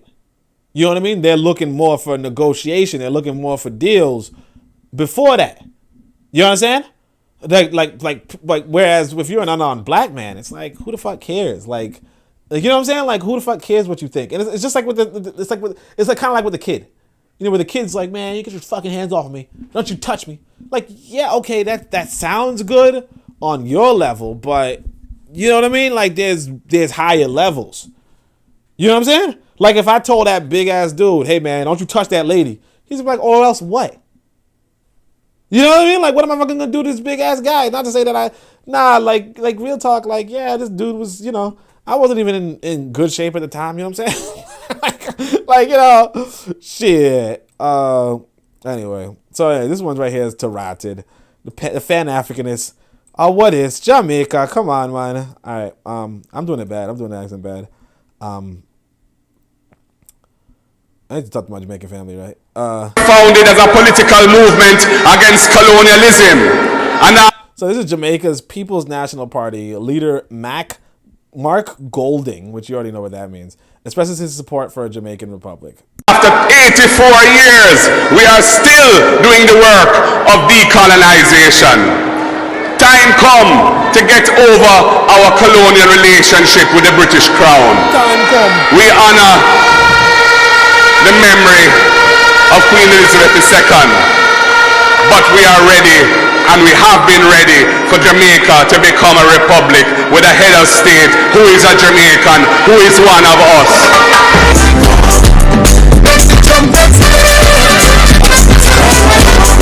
You see all that melanin? Oh, you see that? You see this melanin, man? Oh man, this is the leader of the political party. Like, it's not even like what? Bomba clap. And if I'm not mistaken, I think this political party was the one with Lisa Anna. Oh man, Lisa Anna. Y'all remember Lisa Anna? I don't know if y'all remember Lisa Anna, but there was this ad where Spice. So Spice is she has. So basically, y'all know how like the black women in America, It's like Cardi B, Nicki Minaj, and all that stuff. And then Megan Thee Stallion. I feel like musically, Megan Thee Stallion's not really up there, but still, like, when it comes to like musicality and like rhythm and all that type of shit, Spice is also like, she's also on that, you know, that like she's a lot of sex music, really, you know, but you know what I'm saying, like a lot of thought music, but like musically she's really good. So then she does a song where she's singing about Lisa Anna, and it's like, yeah, it's so good. Anyway, not so good, but you know, Lisa Anna was interesting. It was an interesting ad, to say the least. It was like, but yeah, so my forecast is that a white dude. Forecast. Don't let Mr. Untouchable take your account. You know what I'm saying? You know what I'm saying? Don't let Mr. Untouchable take your account. You know damn well that's a white guy. You know, Trick said, don't tell me that he black too. You know what I'm saying? Brother Carr says, those weak ass Hells Angels can't wear their names on their shirt in Atlanta without paying. I'm associates with a couple of members. Damn, bro. All right. I shouldn't say boy. I'm sorry. I apologize for that. But it's just slang. It's just idioms. All right. Anyway, associates with a couple members of Outkast MC. Yeah. I'm not even. Shit. All right. But anyway, yeah. Is that a white dude? Yeah, it's a white dude. And it's like he's the leader of a Jamaican political party. So it's just already like, and it's like probably like the second biggest party, I think. So it's kind of embarrassing. But there you have it. The Pan-African. It's just embarrassing. Out of many one people. Oh, shit, Jamaica. Shit. You know what I'm saying? Anyway, let me see. Forecast said, I had to look when he said, what God? I was about to say, you coded. When he was talking about y'all. When he was talking about y'all queen. Oh, yeah. I know, like, oh, man. I'm mad. What I'm mad about is he does the accent better than me. Nah, I hope not. I don't know. But I mean, he in Jamaica, so I can't hold him against that. I mean, a lot of the people. I mean, you know, if you hear the Chinese man in Jamaica, he's gonna have the Jamaican accent. You know, everybody has a Jamaican accent. Sean Paul has a Jamaican accent. You know what I mean? So it is what it is. But yeah, that's it. That's us. That's the enemies within. You know, we you know, that's it. Anyway, so that's it, fam. I mean, if there's anything else you want to say, oh yeah, let me just plug my book as usual, or even plug my next projects. I don't know. Oh yeah. If you guys made it to the end, I might as well plug this later project. So besides from writing about Ptah Htp, so y'all see I'm writing about Ptah Htp. There's also this right here. I'm gonna write some book on like I'm gonna try to write like a pamphlet type thing. You know, so I'm gonna be like, yo, we as black people should try to do these 10 things. You know, one of them is, you know, 12, like less states in Africa, obviously. Greater community autonomy, you know, our own universities, you know, get some broader definition of citizenship, you know, more independence, more like a bank for ourselves, an international party for ourselves, all that kind of stuff. So my mindset, I'm going to try to articulate on all 10 of these points. Other than that, what I could tell you guys is that if you want to support that project, obviously you go and get yourself another copy of the Book of Power. Y'all see, this is the Book of Power. You got 19 ratings. You know, give yourself 5 stars or whatever. So that's pretty much it. That's it. Other than that, I appreciate you guys for coming through, dropping off. Hopefully y'all had something. I'm mad at y'all. Saying that the guy had the accent down. Oh yeah, I did call the bookstore. I called the bookstore. Although, you know, I made a mistake of like the lady. I told the lady, I said I wanted to talk to this other person. She said, "Oh, that person's not available right now, but I can help you." So I talked to her, and she told me I had to do certain things. So I'm trying to do those certain things in order to do what it is. Although part of me wants to call back just to talk to the other lady, but you know, it sounds like she might be like really busy. I don't know. But anyway, yeah, I don't know if he had the accent down. Real talk. I mean, he did. I'm not gonna hold y'all. He probably did. But anyway, yeah, I call the bookstore definitely. You know, appreciate you for connecting me with that. Other than that, that's all I can say about it. Any other questions? Any other comments? Other than that, that's. Make sure you guys check out the book. Make sure you guys. What was it? The other thing I want you to do. Oh yeah. I'm just, you know, just come through, follow the Twitter, and definitely check out the different podcasts going on. Matter of fact, on the KW's Radio Network, there's this. You guys should check out. I think it's Cassidy. She's actually Oh, Cassidra. Cassidra's actually, I guess she's probably live right now or something, so you guys can check her out. And other than that, Shem Hotep, Anku Jah Seneb Neb, Amen, Ma'at, Dua Necher.